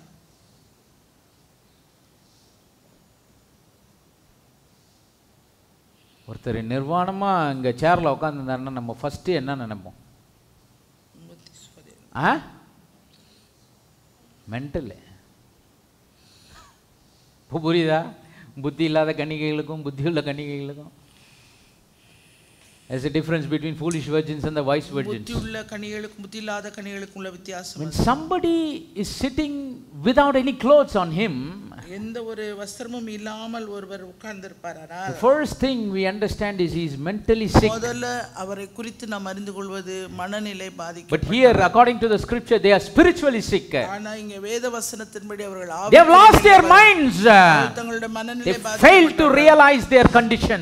தங்களுடைய நிலை இன்னதென்று உணர்ந்து கொள்ள முடியாதவர்கள். But the bride of Christ, கிறிஸ்துவின் மணவாட்டியானவர், if she is naked, she'll say, I am naked. அவ வந்து நிர்வாணினா தன்னை நிர்வாணி என்று If she is blind, she'll accept she is blind. அவள் வந்து தன் குருடா இருந்தா She'll say, Lord, give me eyesight. ஆண்டவரே எனக்கு பார்வையை கொடுங்க. Lord, give me your garments. ஆண்டவரே எனக்கு வஸ்திரத்தை கொடுங்க. Give me your riches. நம்முடைய ஐஸ்வரியத்தை எனக்கு தாங்க. Verse number 18. 18வது வசனம். In verse number 17, the Lord told the people to identify their problems. முதல்ல 17வது வசனத்துல ஜனங்களுக்குள்ள இருக்க பிரச்சனையை அவங்க அடையாளம் First he said, you look at your lives in the same way that I am looking at you. நான் உன் வாழ்க்கையை நோக்கி பார்க்கிறவனமாய் நீ உன் வாழ்க்கையை பாரு. Then he gives a solution to the problem. அந்த பிரச்சனைக்குரிய தீர்வை சொல்லுகிறார். In verse number 18. 18வது வசனம். He says, come of me gold tried in the fire. நீ என்னிடத்துல வந்து பொன்னை வாங்கிக்கோ. The gold that I am giving you, நான் உனக்கு கொடுக்கிற அந்த பொன், not from the jewelry shops, அது நகைக்கடையில இருந்து கிடைக்கிறது, not from தங்க மாளிகை, this மாளிகை and that மாளிகை. ஒவ்வொரு தங்க மாளிகையில இருந்து. He says, I have a gold, நான் எனக்குரிய ஒரு பொன் வைத்து tried in the fire. அது நெருப்பிலே புடமிடப்பட்ட. If you come and get that, you will become rich. நீ ஐஸ்வரியவான் ஆகும்படி அந்த பொன் நெருப்பிலே புடமிடப்பட்ட பொன்னை வாங்கி. Come and get the white raiment and be clothed with it. வஸ்திரமல்ல வெண் வஸ்திரத்தை என்னிடத்திலே வாங்கிக்கொள், நீ உன் அவலட்சணம் தோன்றாதபடிக்கு. And anoint your eyes with an eye salve. அது மாத்திரமல்ல நீ பார்வை அடையும்படிக்கு உன் கண்களுக்கு To come out of your poverty, உன் தரித்திரத்திலிருந்து வெளியே வா. buy the gold that I have for you. நான் உனக்காக வைத்திருக்கிற அந்த பொன்னை வாங்கிக்கொள். To come out of your nakedness, உன்னுடைய நிர்வாணத்திலிருந்து நீ வெளியே come and receive the white raiment I have for you. வஸ்திரத்தை நீ வாங்கி கொண்டு உடுத்திக்கொள். To come out of your blindness, நீ உன்னுடைய குருட்டுத்தனத்திலிருந்து வெளியே வா. come and receive the ointment that I have for you. உனக்காக கொண்டிருக்கிற அந்த கலிக்கத்தை நீ பொன். What is the gold he is talking about? அவர் என்ன புடமிடப்பட்ட பொன்னை That சொல்றாரு? gold is not a gold that perisheth. அழிந்து போகிற அந்த பொன் இல்லங்க. That gold is a gold that doesn't perish.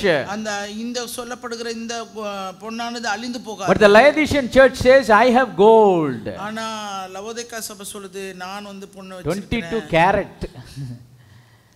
22 carat. 22 carat. 24 carat. 24. Pure gold, no mix, no adulteration. அதுல இந்த கலப்படமே கிடையாது. ஆண்டவர் சொல்றாரு, அதெல்லாம் என் ராஜ்யத்தில் காலில் போட்டு மிதிக்க வேண்டிய விஷயம்.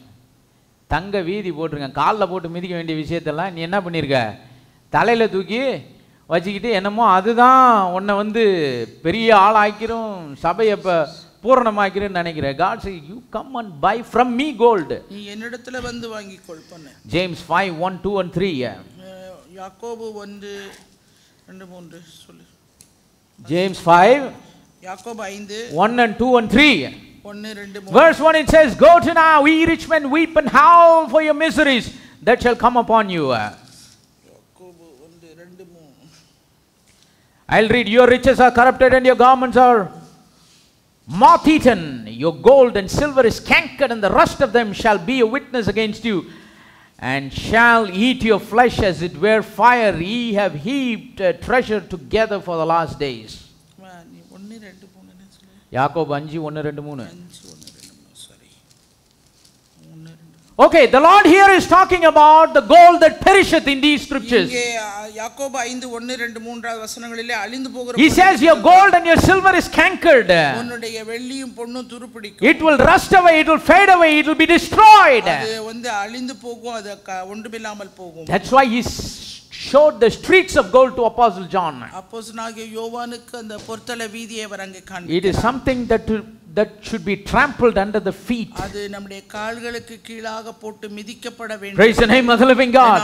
1 Peter chapter number 1 verse number 7. 1 யோவான் 1, It talks about the actual gold that we should have. நாம எந்த உண்மையான பொன்னை நம்ம வெச்சுக்கணுமோ அது. What is the gold is he talking about? எந்த பொன்னை பற்றி சொல்லப்படுகிறது? He says the trial of your faith. 1 பேதுரு 1:7. The trial of your faith. உன்னுடைய விசுவாசம் It's சோதிக்கப்பட்டது. much more precious than gold. அது பொன்னை பார்க்கலாம் அதிக விலையேற பெற்றது. Praise the name of the living God. நாமத்துக்கே உன் விசுவாச சோதனை. சோதனை. நம்ம லவோதிக்கேய பார்த்தீங்களுக்கு அது பிடிக்காது. விசுவாசம் ஓகே பிரதர், அது என்னமோ விசுவாச சோதனைன்ற பத்தி அது மட்டும் வேணாம். Lot of people are like that. நிறைய பேர் அது They love faith. அவங்களுக்கு விசுவாசம் பிடிக்கும். But when you talk about the trial of faith, ஆனா விசுவாச சோதனை பத்தி பேசுனீங்க, they don't like it. அது பிடிக்காது. When you say faith brings victory, அநேக நேரத்துல விசுவாசம் oh, they love that victory. அந்த ஜெயம் அவங்களுக்கு பிடிக்கும். But how there can be a victory without a battle?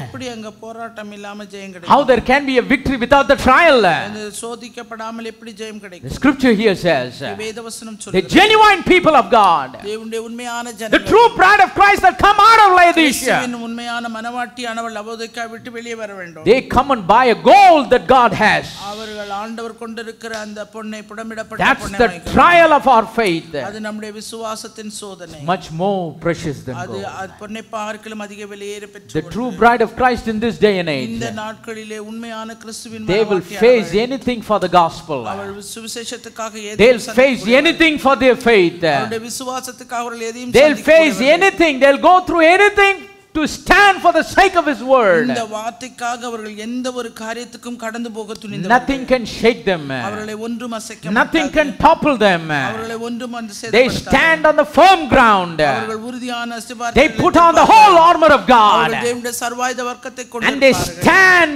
face to face against the enemy.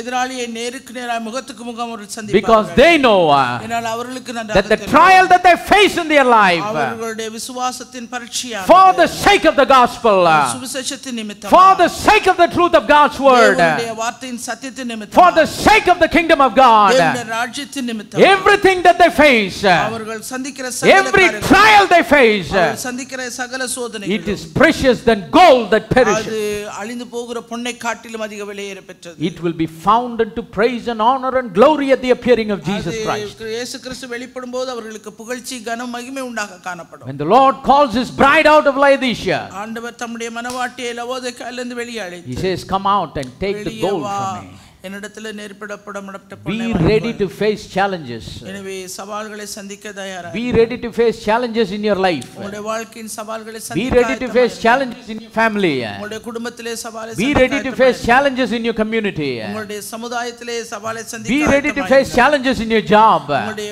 வேலையிலே சவாலை சந்திக்க. Be ready to face challenges even in the ministry. இந்த ஊழியத்திலே சவாலை சந்திக்க ஆயத்தமாயிருங்க. Praise the name of the living God. And then he says, white raiment with thou mayest be clothed. நீ உடுத்திக் கொள்வதற்கு வெண் வஸ்திரத்தை என்னிடத்திலே வாங்கி. Why did the Lord found them to be naked? ஏன் அவர்களை நிர்வாணமாய் ஆண்டவர் கண்டார்? Because they were not putting on the garment that God has provided for them. ஆண்டவர் அவர்களுக்கென்று கொடுத்திருக்கிற வஸ்திரத்தை அவர்கள் உடுத்திக் கொண்டார்கள். In Isaiah chapter number 61 and verse number 10, ஏசாயா தீர்க்கதரிசன புத்தகம் 61:10 he says, be clothed with the garments of salvation. அந்த ரட்சிப்பின் வஸ்திரத்தை நீங்க உடுத்திக் கொள்ளுங்கள். He says, he hath covered me with the robe of righteousness. அவர் ரட்சிப்பின் வஸ்திரங்களை எனக்கு உடுத்தி, as a bridegroom decketh himself with ornaments, and as the bride adorneth herself with her jewels. மணவாளன் ஆபரணங்களால் தன்னை அலங்கரித்துக் கொள்கிறதற்கு, மணவாட்டி தன் நகைகளினால் தன்னை சிங்காரித்துக் கொள்கிறதுக்கும் ஒப்பாக. நிறைய பேர் இந்த ஒப்பாக வார்த்தையை மறந்துடுவாங்க. எதை எடுத்துக்குவாங்க? மணவாளன் நகைகளின் ஆபரணங்களினால் தன்னை அலங்கரித்துக் கொள்கிறதுக்கும். மணவாளன் பைபிள்ல சொல்லி இருக்குப்பா. மணவாளன் as a bride adorneth herself with her jewels. தன்னை சிங்காரித்துக் கொள்கிறார். மணவாட்டி என்ன பண்றா? பைபிள்லயே சொல்லி இருக்குப்பா. ஒப்பாகன்னு சொல்லி இருக்கு. ஆண்டவர் நமக்கு போடுற நகை ஆபரணம் எல்லாம் என்னது? ரட்சிப்பின் வஸ்திரம். ரட்சிப்பின் வஸ்திரத்தை எனக்கு உடுத்தி நீதியின் சால்வை எனக்கு. நீதியின் சால்வை. Some people try to justify their bling life showing these scriptures. இந்த வேத வசனங்களை வந்து bling லைஃப்னா தமிழ்ல எனக்கு எப்படி சொல்றதுன்னு தெரியல. அதாவது அவங்க மினுக்குகிற ஒரு வாழ்க்கையை இதை வச்சு என்ன பண்றது? நியாயப்படுத்துறது. ஆண்டவர் தெளிவா சொல்லியிருக்காரு, இந்த உலகத்துல ஆபரணம், நகை, நட்டு, அப்புறம் என்னது? ஆபரணங்கள் இதெல்லாம் போட்டு அலங்கரிக்கிறது போல நான் என் மனவாட்டிய I am giving her garments of salvation and robe of righteousness. அவளுக்கு ரட்சிப்பின் வஸ்திரத்தையும் நீதியின் சால்வையும் நான் தருவேன். God says, when you come out of Laodicea, நீ லவோதிக்காயை விட்டு நீ வெளியே when you come out of that lukewarmness, அந்த வெதுவெதுப்பை விட்டு நீ வெளியே when you come out of that tradition, அந்த பாரம்பரியத்தை விட்டு நீ வெளியே when you come out of that insensitiveness, அந்த உணர்வில்லாத தன்மை விட்டு நீ I வெளியே give you gold tried in the furnace for you to be rich. புடமிடப்பட்ட பொன்னை உனக்கு நான் கொடுப்பேன். I give you the robe of righteousness, the garment of salvation with thou mayest be clothed. வஸ்திரத்தையும் நீதியின் சால்வையும் உனக்கு தரிப்பேன். How do we receive? அதை எப்படி நாம் பெற்றுக்கொள்வது? Through the word of God. தேவனுடைய வார்த்தையின் மூலம். Psalm number 119 and verse number 123 says 119வது சங்கீதம் 123ஆம் வசனம். That God's word is the word of righteousness. தேவனுடைய வார்த்தை நீதியான வார்த்தை.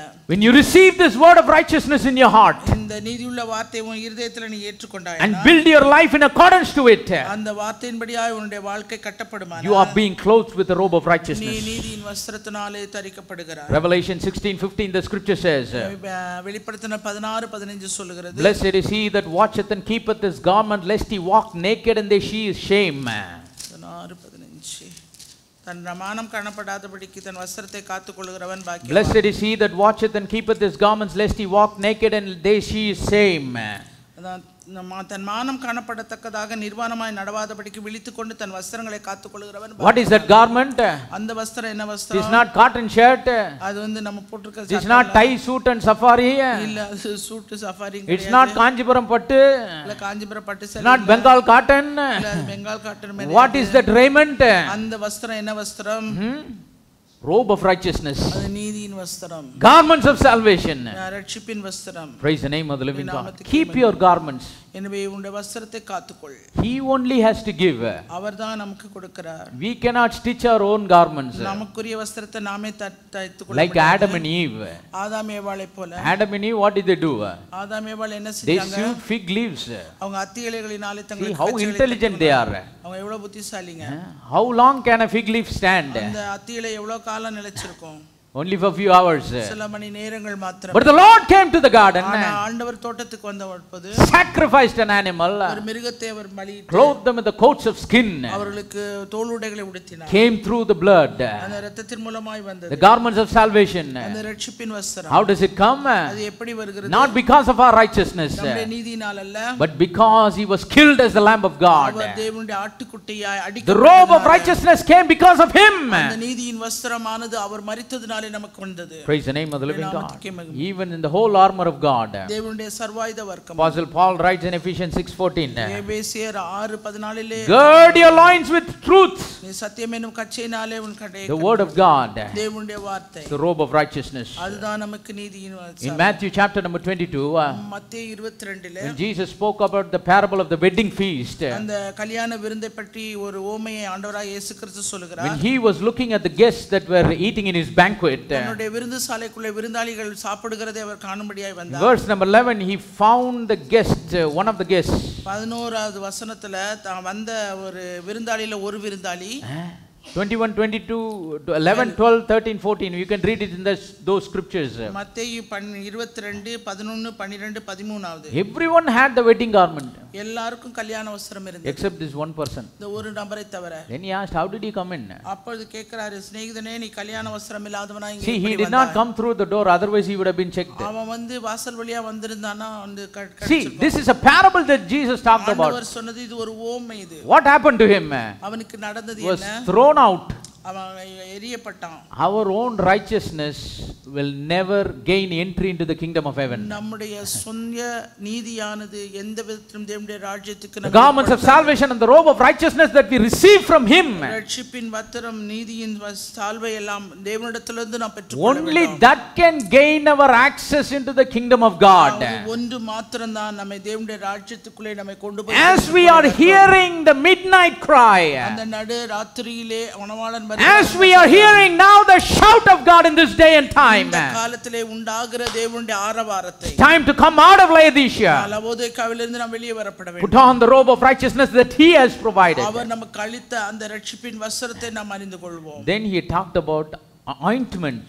அதுக்கப்புறம் ஒரு ஆயின்ட்மென்ட் கலிக்கத்தை பற்றி He says, anoint your eyes with an eye salve. நீ பார்வை அடைமடிக்கு உன் கண்களுக்கு கலிக்கம் I have an ointment that will remove the blindness from your eyes, says the Lord. ஒரு ஆயின்ட்மென்ட் இருக்கு, அது உன் கண்ணில இருக்கிற குருட்டுத்தனத்தை எடுத்துவிடும் என்றார். What is that ointment? அந்த கலிக்கம் இது. It is the anointing of the Holy Spirit. அது பரிசுத்த ஆவியினுடைய நிறைவு. Not any fake anointing. அது வந்து போலியான That is the genuine anointing of the Holy Spirit. உண்மையான பரிசுத்த ஆவியின் அபிஷேகம். What does the genuine anointing of the Holy Spirit do to a believer?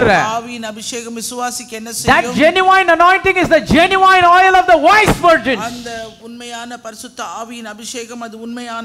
That's what we read in John chapter number 2 and verse number 27. The anointing which ye have received of him abideth in you, and ye need not that any man teach you, but is the same anointing teacheth you of all things, and is truth, and is no lie, and even at it that taught you, ye shall abide in him. 1 யோவான் 2:27 நீங்கள் அவராலே பெற்ற அபிஷேகம் உங்களில் நிலைத்திருக்கிறது, ஒருவரும் உங்களுக்கு போதிக்க வேண்டுவதில்லை. அந்த அபிஷேகம் சகலத்தையும் குறித்து உங்களுக்கு போதிக்கிறது, அது சத்தியமாய் இருக்கிறது, பொய்யல்ல. அது உங்களுக்கு போதித்தபடியே அவரில் நிலைத்திருப்பீர்கள். Anoint your eyes with the eye salve. உங்களுடைய கண்களுக்கு அந்த கலிக்கத்தை நீங்கள் This is the genuine anointing of the Spirit of God. இதுதான் தேவனுடைய உண்மையான ஆவியின் அபிஷேகம். That anointing abides in the bride of Christ. அந்த அபிஷேகம் கிறிஸ்துவின் மனவாட்டிக்குள்ளே That anointing teaches the bride of Christ. கிறிஸ்துவின் மனவாட்டிக்கு போதிக்கக்கூடியது. It teaches all things to the bride of Christ. கிறிஸ்துவின் மனவாட்டிக்கு போதிக்கும். It is truth, it is no lie. அது சத்தியமாய் இருக்கும், அது பொய்யல்ல. And the bride of Christ abides in that anointing. அவள் அந்த போதனையிலே நிலைத்திருப்பாள். Not partial. அது பாரபட்சமாக அல்ல. Not adulterated. அது கலப்படம் பண்ணதாக அல்ல. Not in the unleavened bread. Not in the leavened bread. புளிப்பில்லாத அப்பத்தால். In the unadulterated word of God. தேவனுடைய கலப்படம் இல்லாத ஒரு வார்த்தை. Without partiality. எந்த ஒரு பாரபட்சமும் without additions, without delusions. The eyes of the bride of Christ is revealed to the perfect revelation of God's word for this day and time. She honors and respects the whole counsel of God.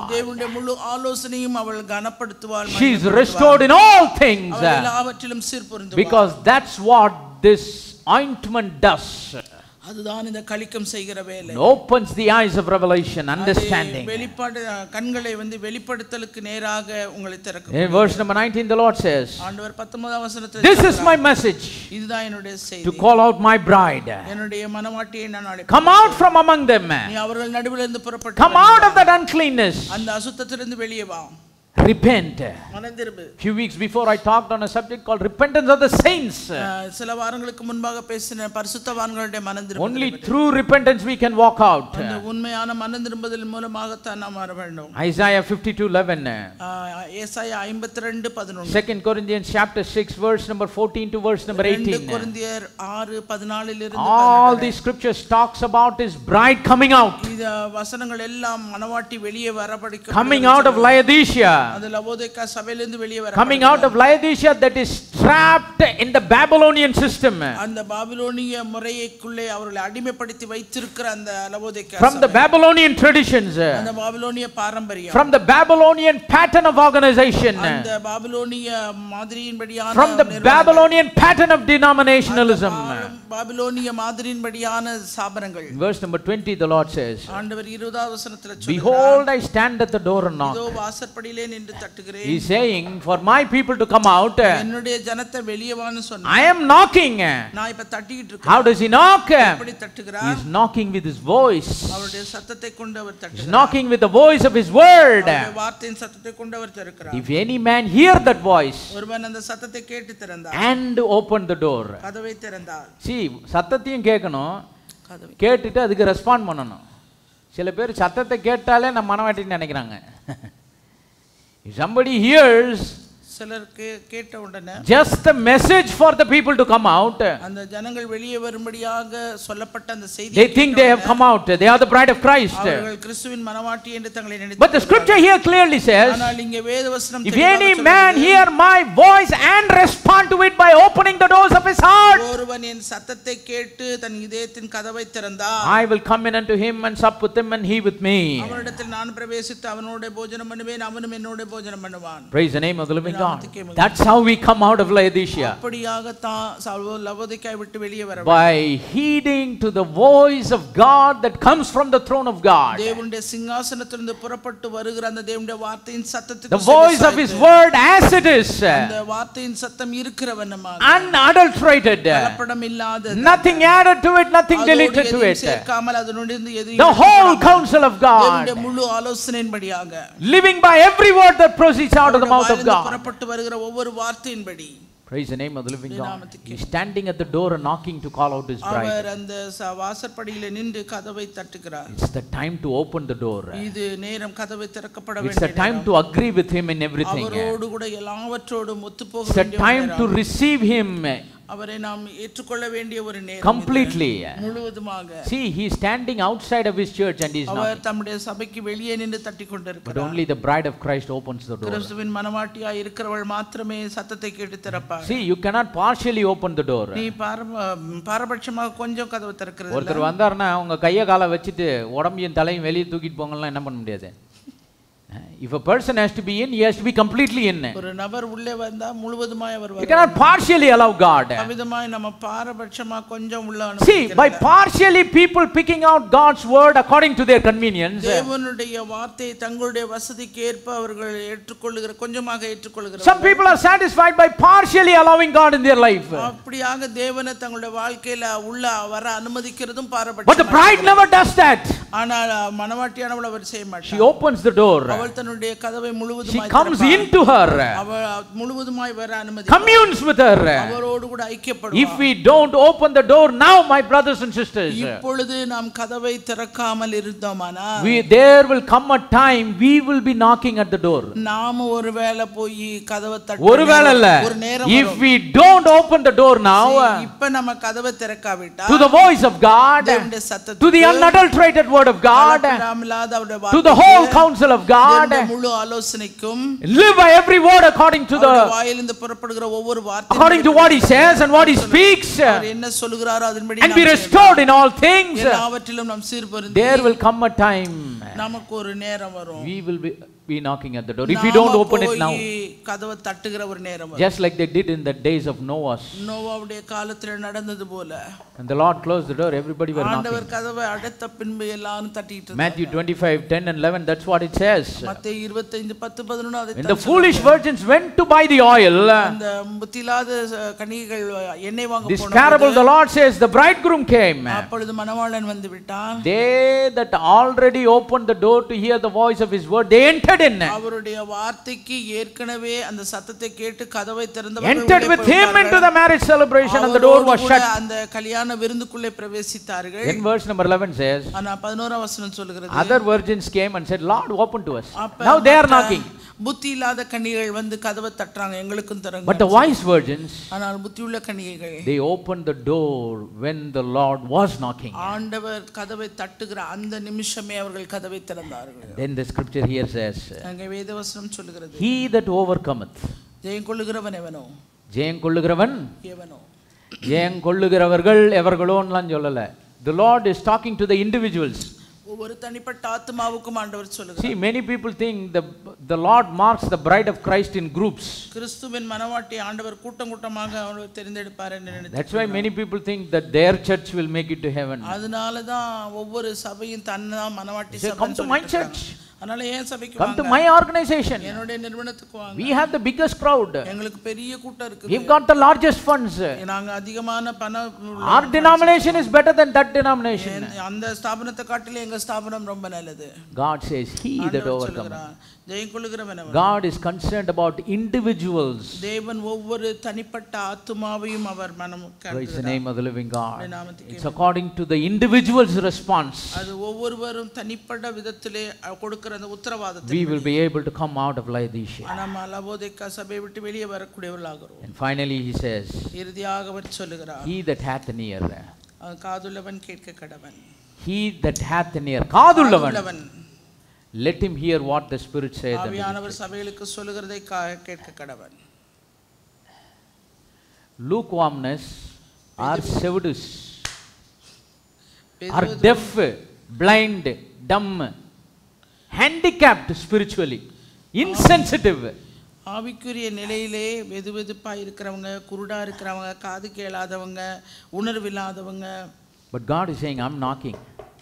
ஆவிக்குரிய God is saying, I am knocking. சொல்றாரு, நான் தட்டுறேன். Now I am knocking. நான் இப்ப தட்டி. This is the time to open the door. இப்பதான் கதவை திறக்க வேண்டிய நேரம். Otherwise, இல்லாவிட்டா there will come a day. ஒரு நேரம் ஒரு நாள் வரும். Those that don't open the door will be knocking at the door. இப்ப கதவை திறக்காதவன்லாம் அப்ப அந்த கதவை தட்டிட்டு இருக்க வேண்டியது. And only a sound will come, I know you not. அப்ப ஒரு வெறும் சத்தம் தான் வரும், உன்னை நான் அறியேன். God is calling out his bride out of ஆண்டவர் தம்முடைய மனவாட்டியை லவோதிக்கா சபையிலிருந்து வெளியே வரும்படி That's the message of restoration. அதுதான் சிறுபொருந்தலின் செய்தி. According to his word, அவருடைய வார்த்தையின்படி let our life match with God. நம்முடைய வாழ்க்கை தேவனோடு கூட சீர்பொருந்தட்டும். Let the perspective of our life match with the perspective of God on our life. நம்முடைய வாழ்க்கையின் காரியங்கள் எல்லாம் தேவன் நம்முடைய வாழ்க்கையை பார்க்கிறதுக்கு ஒப்பாக Let us look at our life in the same way that God is looking at us. நம்முடைய வாழ்க்கையை நோக்கி பார்க்கிறது போல நாம் நம்முடைய வாழ்க்கையை நோக்கி பார்ப்போம். Let's heed to this message of restoration. இந்த சீர்பொருந்தலின் செய்திக்கு நம் செவியை சாய்ப்போம். Come out of all the lukewarmness in our life. நம்முடைய வாழ்க்கையில காணப்படுகிற எல்லா வெதுவெதுப்பான தன்மையிலிருந்து வெளியே வருவோம். Buy gold tried in the furnace. அந்த புடமிடப்பட்ட பொன்னை தேவனிடத்திலிருந்து வாங்கிக் கொள்வோம். Come out and put on the white raiment that he has given. அவர் நமக்கு ஆயத்தம் பண்ணி வைத்திருக்கிற அந்த வெண் வஸ்திரத்தை, ரட்சிப்பின் வஸ்திரத்தை நாம் Let's come out anointing our eyes with the eye salve so that we can have the understanding of what the Lord is doing in this day and time before his soon appearance in the clouds of glory. இந்த காலத்திலே இந்த நேரத்திலே அவர் வெளிப்படுவதற்கு முன்பாக அவர் என்ன செய்து கொண்டிருக்கிறார் என்கிற அந்த உணர்வை பெற்றுக்கொள்வதற்கு, அந்த வெளிப்பாடை பெற்றுக்கொள்வதற்குரிய பார்வையடைய நாம் அவரிடத்திலிருந்து கலிக்கத்தை வாங்கிக் கொள்வோம். This is the message of restoration. இதுதான் சீர்பொருந்தலின் செய்தி. Come out of Laodicea. லவோதிக்காயை விட்டு வெளியே வாருங்கள். The final call to the bride of Christ in this present கிறிஸ்துவனுடைய மனவாட்டிக்கு கொடுக்கப்படுகிற இறுதி அழைப்பு. What he started in 1906. 1906 வருஷம் ஆரம்பித்த அந்த காரியம். Soon he is going to end it. அது சீக்கிரத்திலே நிறைவு பெற போகிறது. And as it ends, he is going to appear in the clouds of glory. அவர் அது முடிவு பெறும்போது அவர் மேகத்திலே காணப்படுவார். Not for everyone, எல்லாருக்கும் அல்ல, but for the bride that responds to the voice of God, அவருடைய வார்த்தையின் சத்தத்துக்கு செவி கொடுக்கிற to மனவாட்டிகளுக்கு the message of restoration.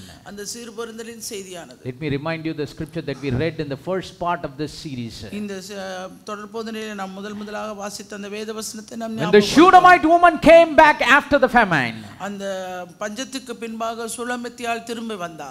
the king said, restore back to her everything. ராஜா அவனுக்கு ஒரு பிரதானியை நியமித்து சொல்றா, இவளுக்கு இழந்து போன இந்த வருஷம் முழுவதுமாய் அவள் பெற்றுக்கொள்ள எல்லாவற்றையும் அவளுக்கு திருப்பி. Many times we ask God to restore back everything what belongs to us, what the devil has stolen from our life. அநேக நேரங்களிலே பிசாசானவன் நமக்குரியவர்களை திருடிக் கொண்ட எல்லாவற்றையும் ஆண்டவரிடத்திலே, ஆண்டவரே எங்களுக்கு திருப்பி கொடுக்கும் என்று சொல்லி நாம் ஜெபிக்கிறோம்.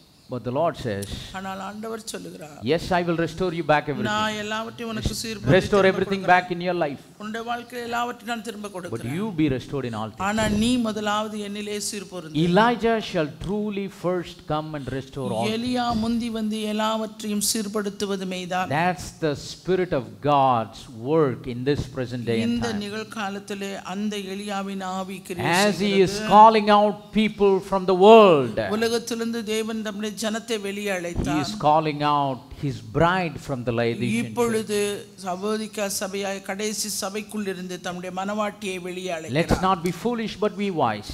நாம் புத்தி இல்லாதவர்களாக அல்ல, புத்தி உள்ளவர்களாக இருப்போம். And let the prayer of Jesus Christ as the Son of God who prayed on this earth be our prayer. இந்த மனுஷகுமாரனாய் அவர் இந்த பூமியில வந்தபோது ஏறெடுத்த அதே ஜெபத்தை போல நாமும் ஏறெடுப்போம். Father, glorify me with your glory that I had with you before the world was. உலக தோற்றத்துக்கு முன்பாக உண்டாயிருந்த அந்த மகிமையினாலே நீர் என்னை மகிமைப்படுத்தினது போல நீர் என்னை மகிமைப்படுத்தும் என்று சொல்லி. With this series come to a close. இந்த தொடர்பொழியானது இதோடு முடிவடைகிறது. We'll continue next week. நாம் தொடர்ந்து அடுத்த வாரம் பார்ப்போம். With whatever God gives. Let us stand. ஆண்டவர் என்ன வசனத்தை கொடுக்கிறாரோ அதன்படியாய்